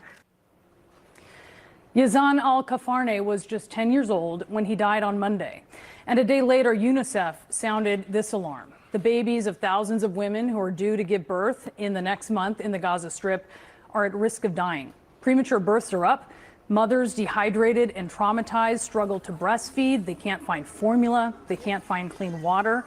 And without relief, the threat from famine could eclipse that of airstrikes, like the one this past weekend in Rafah that killed 5-month-olds Wasim and Naim Abu Anza, twins, long awaited by their parents who finally conceived 11 years after they married, according to Reuters. Their mother, Rania, told the news agency, "We were asleep. We were not shooting and we were not fighting. What is their fault? What is their fault? What is her fault?" In October, an Israeli strike killed 11-year-old Malak Sharaf, along with her 10-year-old brother Malik, and their 6- and 3-year-old sisters Yasmin and Noor, according to the Washington Post. And 13 of their cousins also died. In October, Al Jazeera reported that an airstrike on a home where Gaza bureau chief Wael al-Dadu's family was sheltering after being displaced killed his wife, his 15-year-old son Mahmoud, his 7-year-old daughter Sham, and his 1.5-year-old grandson Adam. The distraught journalist carrying Adam's tiny body through Al-Aqsa Martyrs Hospital shortly afterward. It is pretty tough video to watch, and it's actually even worse than this because a statement from the family said that there were 12 members of the al-Dahdu family who were killed. 9 of them were children. I mean, good for CNN for covering that and showing that footage. Horrible. Horrible. I just continue to sort of not understand how people can justify that in their heads. Like where you have to go immediately to justify that in your heads. I think people just don't want to confront what is actually being relayed to them, which is like a journalist had a bunch of his family killed, and that is a pattern we've seen over and over again. In like the hundreds of journalists have been killed, and in a way that like I don't think it's all indiscriminate. We talked with Nando Villa, who had the series on Pegasus, about how all the different technology that Israel has for spying on journalists, and all of a sudden get bombed. Israel bragged at the beginning. We have the ability to place all of these phone calls, these cell phone calls, to warn people to leave and to get out of northern Gaza. Okay. You have the ability to call these people in Gaza and tell them to leave the area they are and go down to the south. How do you know you're not calling people who are already in the south? Like they have revealed that they have the technology to know where everybody's cell phones are. I mean, of course they have the ability to target these things. Of course they do. Cannot be a coincidence. I mean, Rafat al-Arir was the week before he was bombed saying, hey, can Barry Weiss cool it on saying like I'm anti-Semitic because the people in the IDF listen to this stuff? Yep.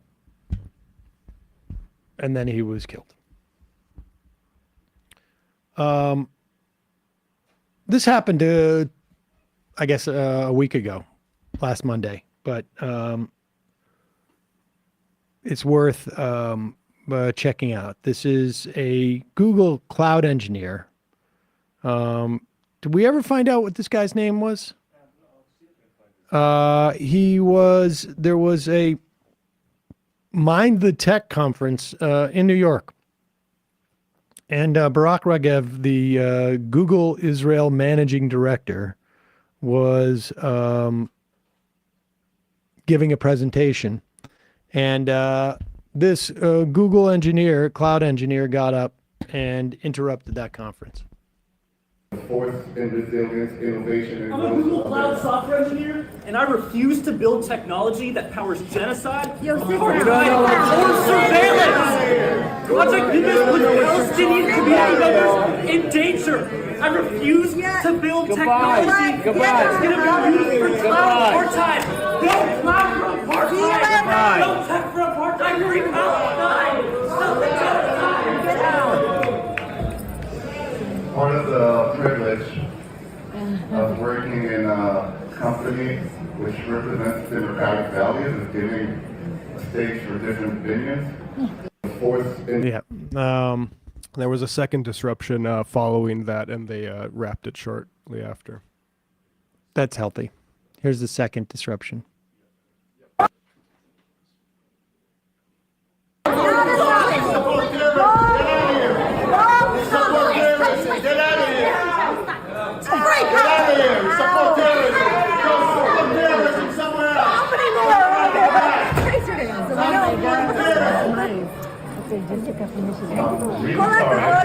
You're doing great. That's a very strong cue for you.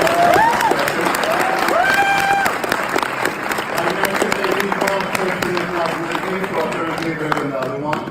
And I want to again thank you all for your attendance. Yep, they wrapped that up. I don't know. The thing about the zone of interest that resonates with someone like this is that, like, you know, got to get on with business and get your job done. And yeah, I mean, one thing I like ahead. about that video is turning the camera back on the crowd as well. And I think like there's a moment, like I can't imagine being in that crowd. Like somebody had probably felt a little bit of flush. Like, am I sitting here as something? As people are standing up for something righteous and just like kind of smirking into the camera. But we have the statement here from No Tech for Apartheid. And we should say the No Tech for Apartheid. They reported that guy, the cloud software engineer, got fired from Google. I don't believe his name's out there. Which might be his protection. They said this is the first immediate firing of a worker after a public brave act of employee dissent against Project Nimbus. Google and Amazon shared $1.2 billion contract with the Israeli military and government. This is the second worker associated with the No Tech for Apartheid campaign that Google has retaliated against for organizing within their workplace. And the latest in a series of cases in which Google has retaliated against workers for speaking up about corporations' ethical malpractice in a range of business decisions. While touting the importance of democratic values in the workplace, Google is shutting down free speech and silencing debate and dissent among workers within the company. Democracy is becoming a dirty word. I mean, you know, I'm more concerned with what they're doing in the first order than the second order, to be honest with you.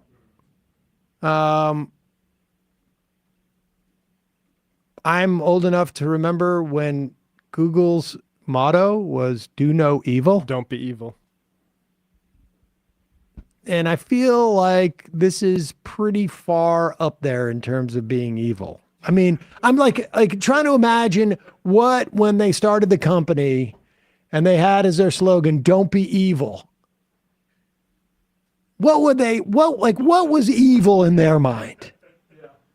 Like, was it like, don't be a company that turns into a vampire, like literally a vampire, or like what would be evil? I feel like it would be, don't produce products that could be used as a way of inflicting suffering and pain on a group of people had to have been high up on the list.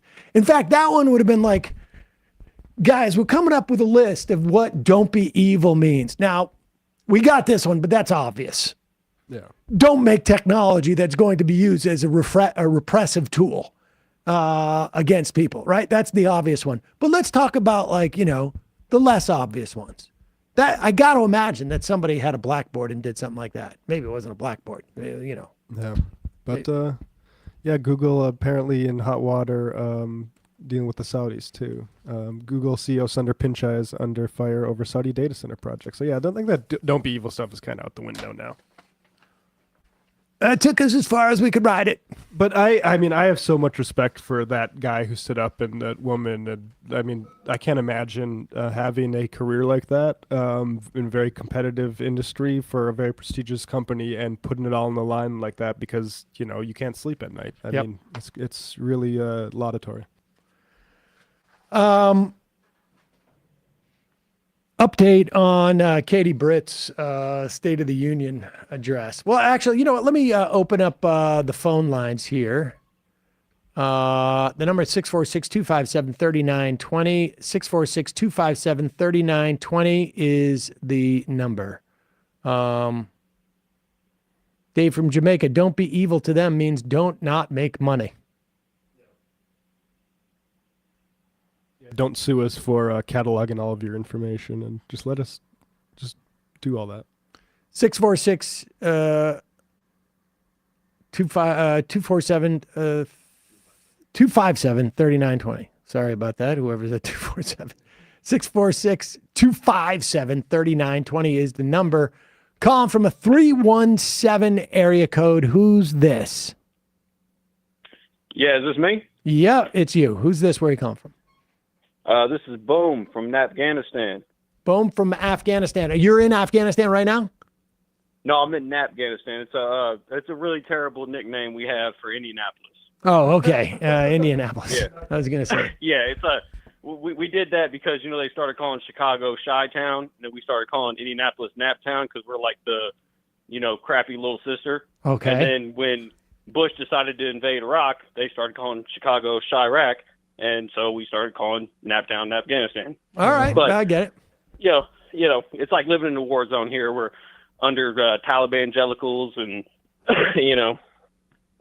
But anyway, whole side thing. I figured today we could kind of laugh at some transphobes if you're interested. Sure. These stories are a couple weeks old, but I figured you guys would get a kick out of them. So, let me see here.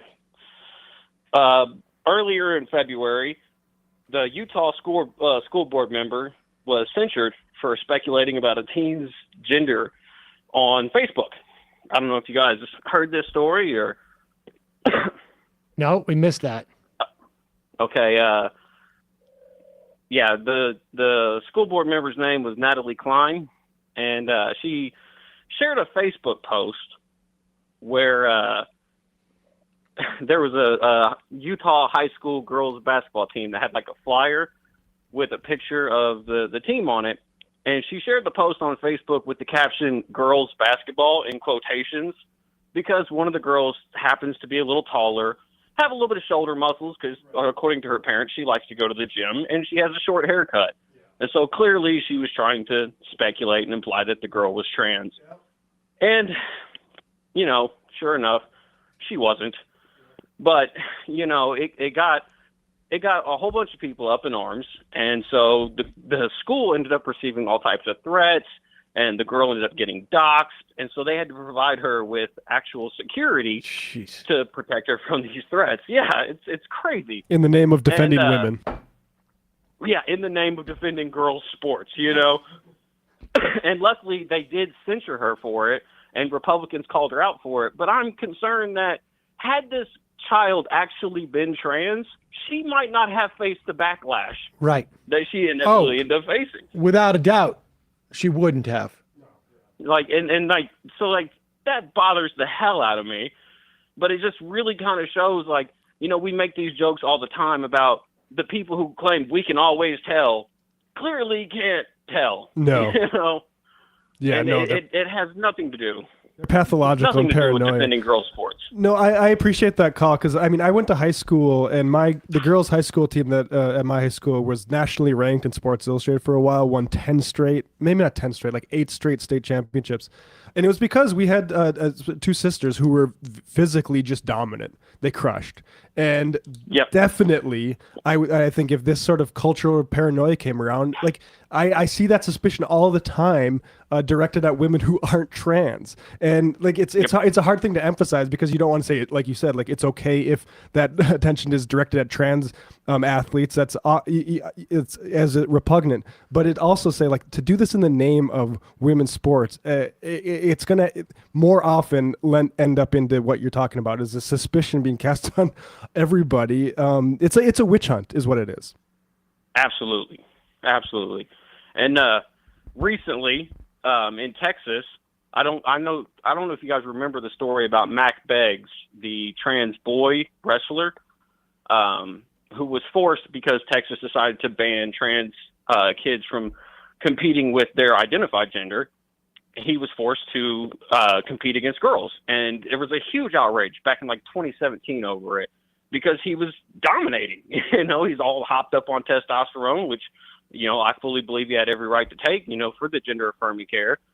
But like people were upset about that. And it's like, you don't want him to compete against boys, but you don't want him to compete against girls.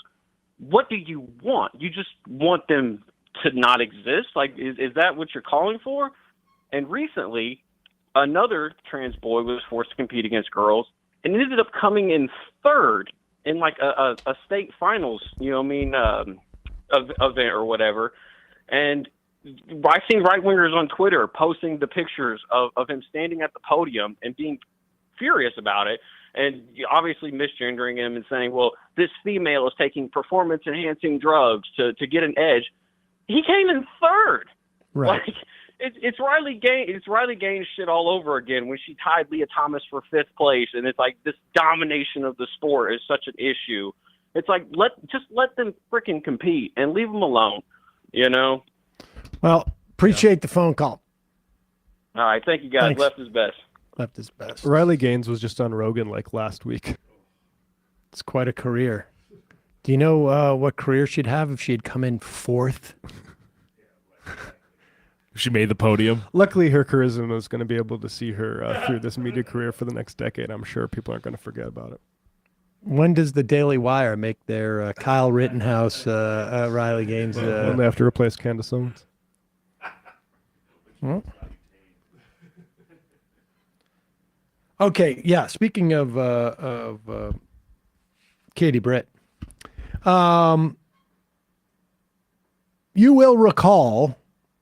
I don't know if we need to play. Well, let's play just a segment of Cats and then go into the CNN thing because Katie Britt. Now, if you saw the State of the Union response by Katie Britt, and if you did not, it is rare that I recommend anything to anyone to be watched, but this you really got to watch. It was incredibly strange and wonderfully strange. And also make sure you check out the promo for it so you get a sense of like what she's doing when she's not sort of like been overly coached to dramatically deliver a speech. She gave the speech from her kitchen. She has a 6,500 square foot house because she wants to relate to Americans. I guess the house costs $750,000 or $650,000, which, if you're in New York, that's not going to get you, that much square footage if you buy it. But in Alabama, it gets you 6,500 square feet. So it's really not the typical home for anybody, really. 6,500 square feet in New York would probably cost you like $8, $9, $10 million. I don't know. I grew up in a nice middle class house in North Dakota, and that's about a third of that size. We had a big house growing up. It was an old house, And I can't even imagine it was like even like a third of that. Like that's just Got a basketball court in there? Enormous house and this massive kitchen. And she's talking about how like she and her husband get together. Don't know if our kids can pursue the American dream. Well, they will. It appears because of state tax rates. They will land right in the American dream, which is we'll keep the money amongst a certain class of people, and that's about it. But nevertheless, she told a story about meeting with a woman who was trafficked and who had been raped over and over and over again. And this woman does exist. And the story of her being trafficked and being raped is true. But journalist Jonathan Katz sort of did some digging into it and found out, well, that put up his image and people can find the TikTok. But basically the long and short of it is this happened from 2004 to 2008. It happened in Mexico. And obviously under the George Bush presidency. And if anything, Katie Britt tried to make the argument, this is why you don't let immigrants in. Oh, and it wasn't by a drug cartel. It was by basically just some local sex traffickers. She's telling this story to scare people about immigrants. This is why, this is what's happening with Joe Biden's open border policy. If anything, this story is a prime example of why you have a policy like we have had in the past for asylum seekers. This is why you want to open the doors for immigrants so that they can escape situations like this. So not victimized in the shadow of our wall. Exactly. So kudos to Katz for figuring this out. And then it just sort of, the doors blew open. And here's CNN weighing in on Rafael Romo speaks with Carla Jacinto. This is the woman who Katie Britt was referring to. We can go to his report. We don't need the first part. And he interviewed her. Tell us more about who she is and why she has decided to speak out tonight. Erica, her name is Carla Jacinto, and I have known her since 2014. CNN profiled her story as part of CNN's Freedom Project, which seeks to raise awareness about modern-day slavery. Jacinto says she's very careful about who she gives her testimony to and how and when she does it. So she was very surprised, Erica, she told me, when she found out yesterday that she was involuntarily put in the middle of a social media storm. This storm was prompted by what appears to be the use of her story during the Republican response to the State of the Union address by Alabama Senator Katie Britt. I reached out to Carla Jacinto in Mexico City for her reaction, and this is part of what she told me. Let's take a listen. At one point when I met you years and years ago, you told me that you felt like at the beginning Mexican politicians had taken advantage of you by using your story for political purposes. Do you feel like that happened once again here in the United States? Yes. In fact, I hardly ever cooperate with politicians because it seems to me that they only want an image. They only want a photo. And that to me is not fair. Trabajo como vocera. I work as a spokesperson for many victims who have no voice, and I really would like them to be empathetic. All the governors, all the senators to be empathetic with the issue of human trafficking, because there are millions of girls and boys who disappear all the time. People who are really trafficked and abused, as she mentioned. And I think she should first take into account what really happens before telling a story of that magnitude.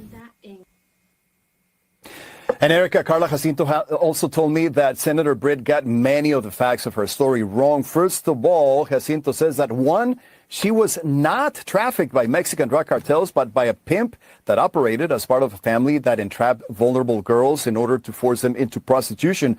Two, she also said that she was never trafficked in the United States, as Senator Britt appeared to suggest. Three, she was kept in captivity from 2004 to 2008 when President George W. Bush, a Republican, was in office, as opposed to the current administration, as the senator implied. And four, she met the senator at an event at the border with other government officials and anti-human trafficking activists instead of one-on-one. CNN has confirmed much of what Jacinto has said in prior reporting, and her story hasn't changed since we first spoke. Jacinto told me no one reached out to her to ask for her permission to use her story as part of a political speech. Someone using my story and distorting it for political purposes, she told me, is not fair at all. Erica?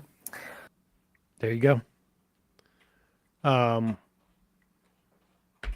Classic State of the Union response by the Republicans.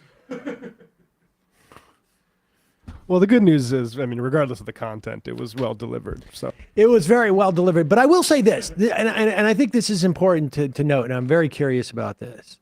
Charlie Kirk, and we showed this on Friday. Charlie Kirk came out with a tweet about her within seconds of her starting the speech. And I don't think his complaint was that, why would they put her in a kitchen? It leads me to believe that there is some other internal dynamic here that there is a faction within the Republican Party that was already out to get her. And that's why it was so sort of like there was no pushback from the Republicans in any way whatsoever. And a very interesting sort of lack of pushback. I mean, it strikes me as that if you get tapped to do that, somebody doesn't like you. Because it has never worked out for anybody. I'll be honest, I'd never heard of Katie Britt. I had not either. I mean, I may have seen that name before, but never an image crossed my... No, but now I think we're going to see, like, I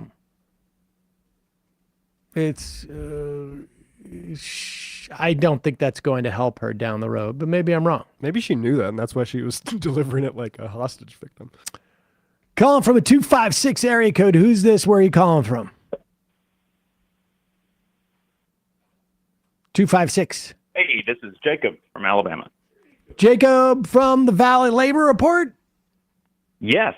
Jacob from Alabama. What's happening? Yeah, you were talking about Katie Britt, and, you know, she, it's funny that she did the State of the Union in that way, because when she ran, she was kind of posturing as like, I'm the normal one, right? She was running against Mo Brooks for the Senate seat, and she was Richard Shelby's chief of staff. She was president of the Business Council of Alabama, so she really comes from the more establishment wing of the party, and it's just kind of interesting for her to be going down this road trying to angle for a Trump VP position. Well, that would explain Charlie Kirk's issue. If she is considered more in the establishment lane, that Charlie Kirk, you know, was probably happy to see her sort of like boxed out. Yes, yeah, I think that's probably it. There was, I think if I'm remembering correctly, there was even like some McConnell super PAC money going around attacking Mo Brooks, supporting Katie Britt. So that's, you know, that's kind of a little bit of her backstory from Alabama.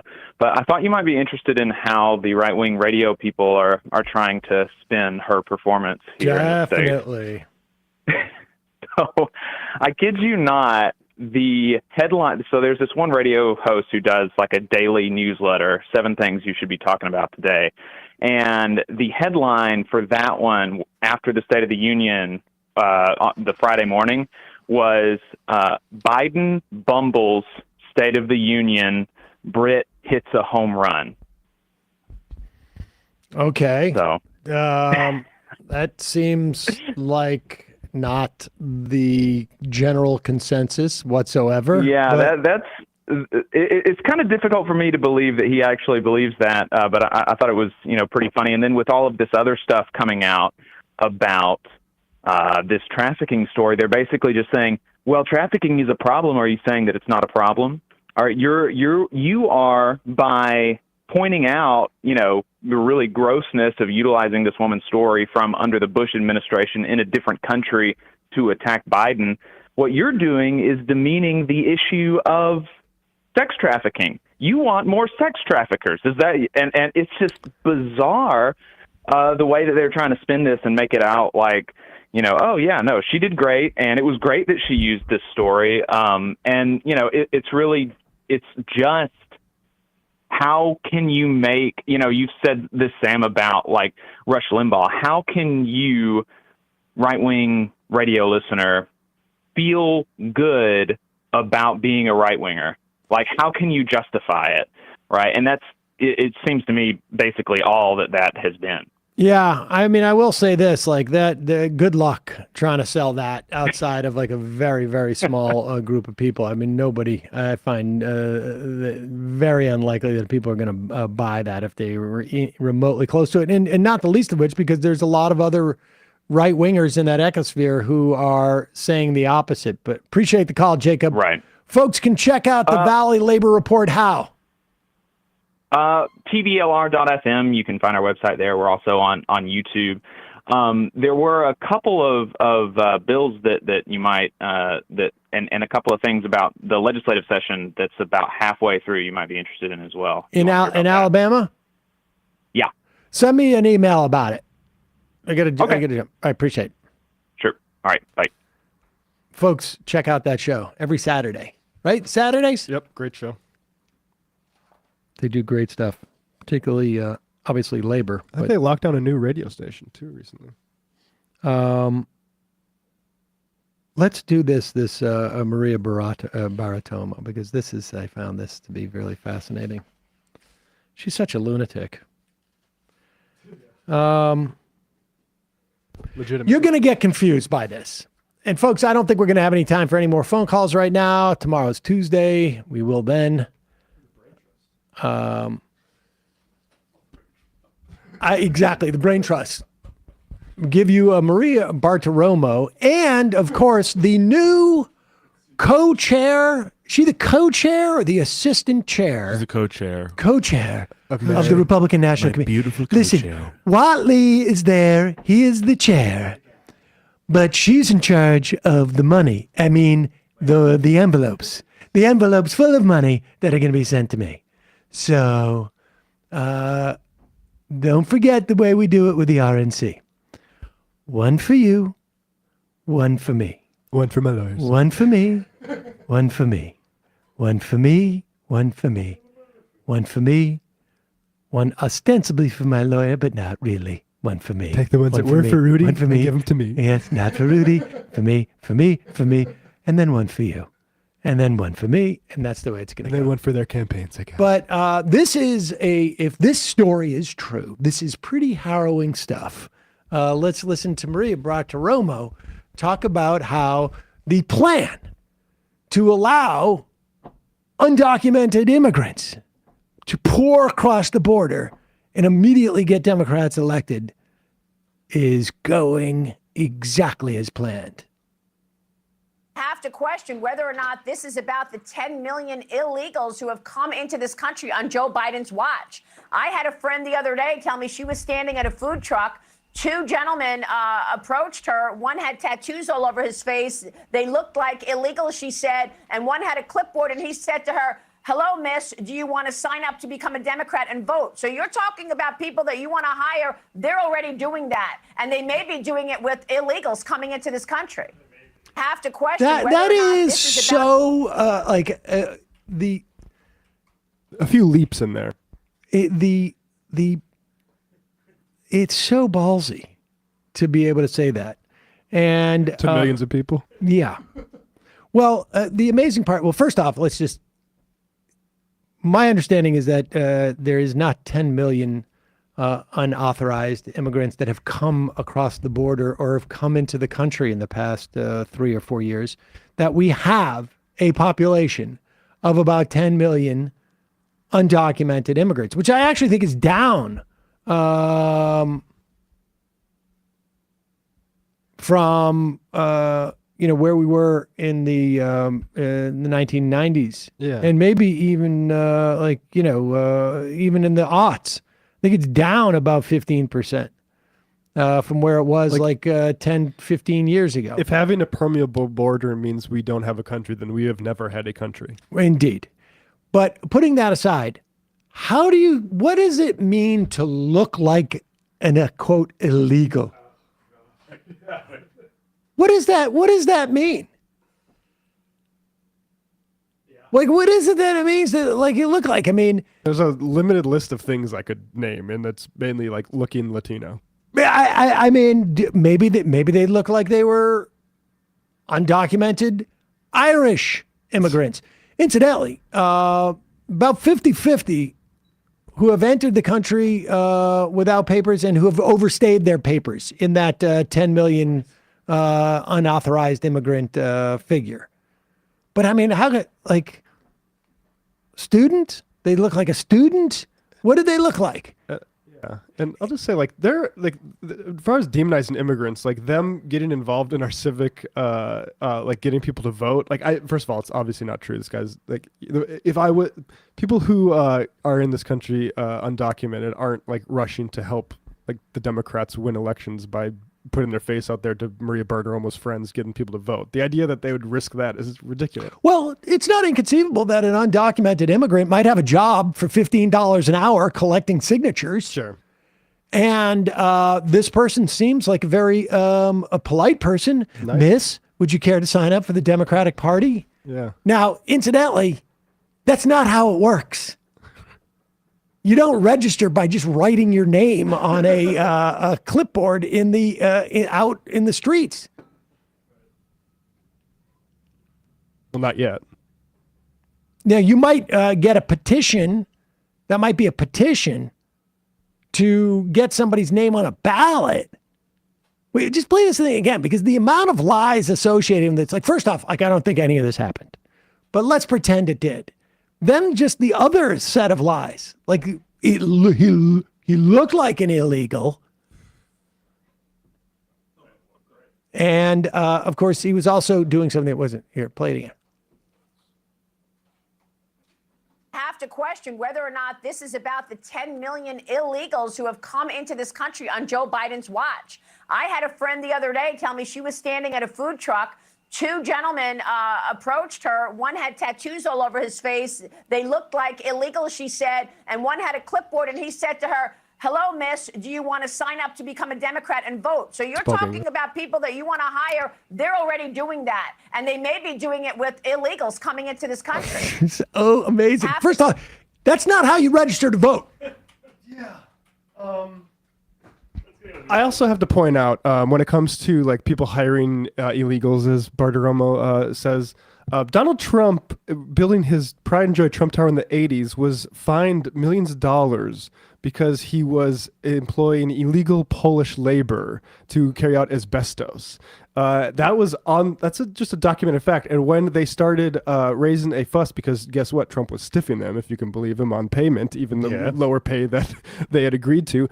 They threatened to hang the liaison between Trump and that labor who had organized it in the first place. And then Trump said, how about we get border enforcement involved in this? So that's the real thing about how these people regard illegal immigrants. Is we're not actually trying to enforce the law. We're trying to exploit them for labor, and if they get uppity, we're going to call ICE on them. This is going to be interesting.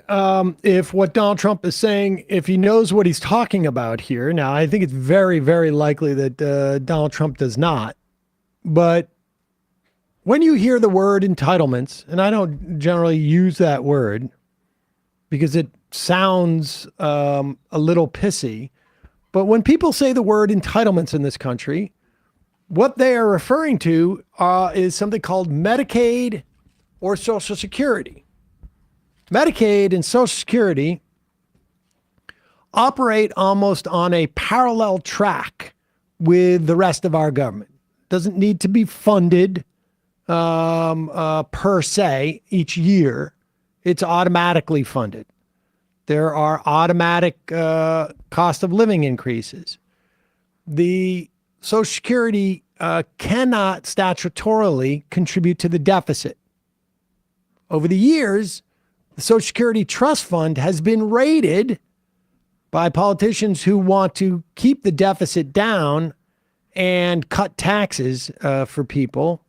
The Social Security Trust Fund is funded right now. It's basically almost like a rainy day fund, if you will, where we started collecting extra taxes, anticipating that the baby boomers would all retire, and they would do so in a very sort of like dense period of time.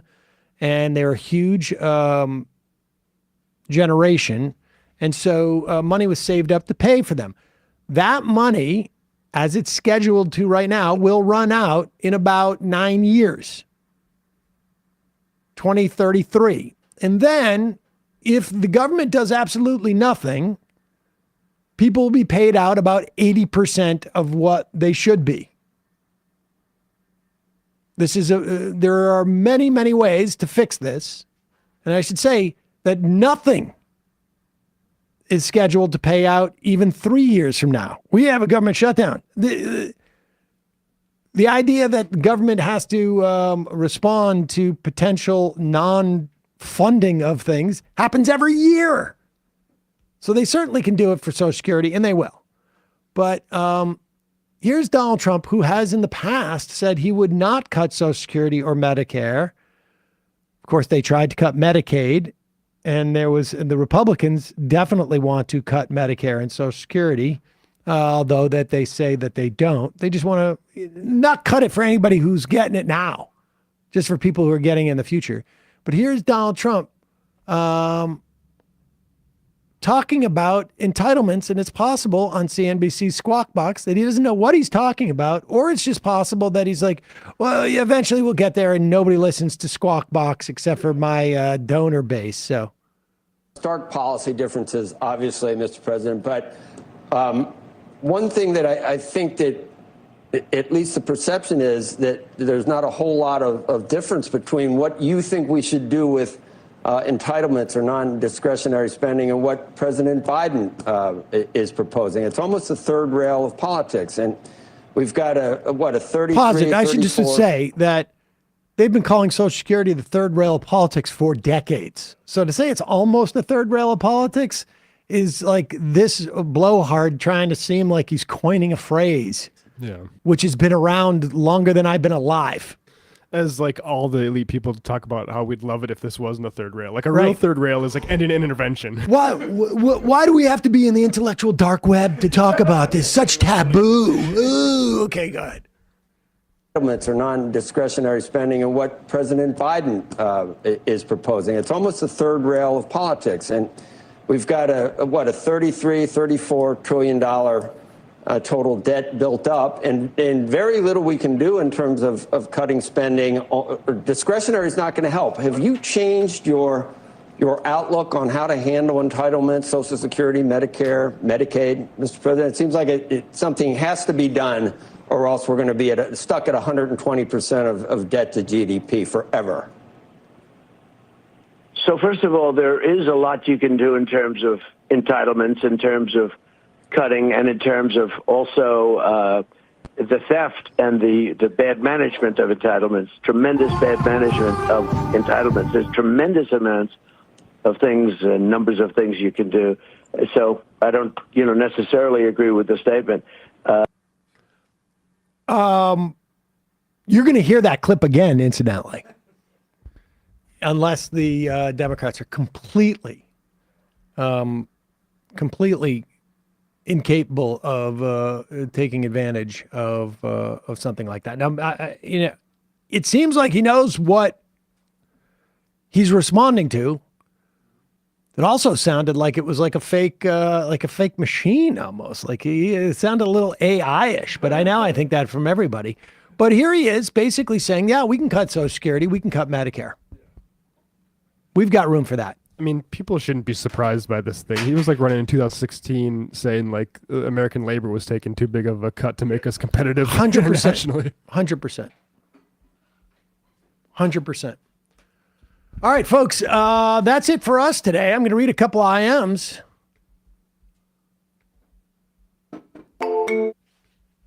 And then we're going to get out of here. I will be on Hassan's Twitch stream. Oh, damn. Today at Tell him to check his DMs. 4 p.m. Eastern. That's awesome. That was a good stream. And I've heard good things. I've been on that. I think I've been on there before. Like it was a long time ago, though. He sometimes plays our clips. Get a nice little boost from the Hassan audience. All right, I'm going to read some IMs and we'll get out of here. Tomorrow on the program, we are going to do some news, but also talk a little bit about what's going on in Haiti. Because it's really a disaster down there right now.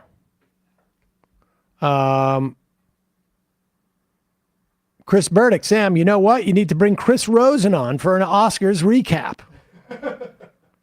Sam's big Discord. Republicans are a disease vector. There is data.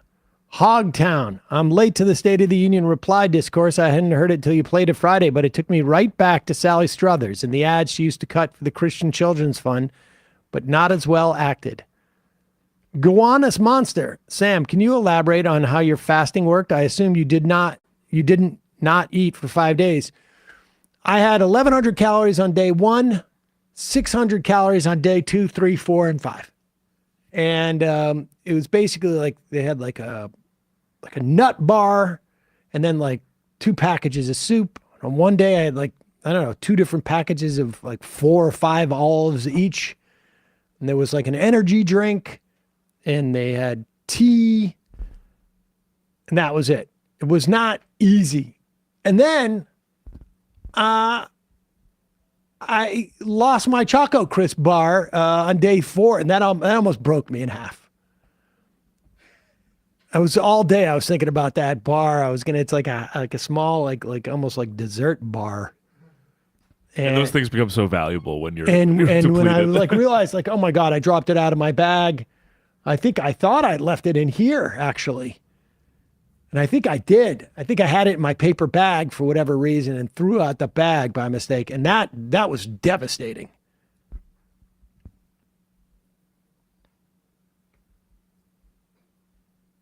I hope Hassan delegates some of his raging at the chat to Sam while he's on. The stun locks will be poggers. Oh, tell me about it. Swamp Donkey.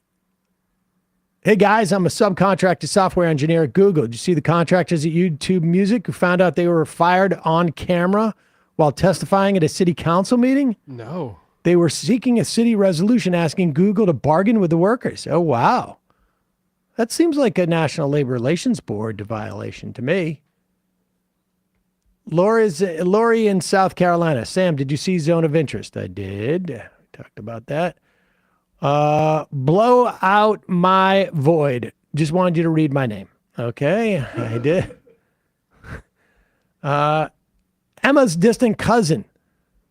My union, UE Local 799, goes in for negotiations on pay or benefits tomorrow, and I was wondering if MR would join my family and church in supporting us.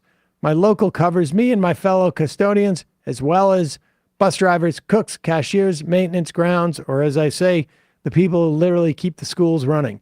UE Local 799. We write that down, Bradley? See if we can check that out. It's in Delaware City Schools. Delaware City Schools. See if we can't get involved in that in some way. Metal Gear's Lime.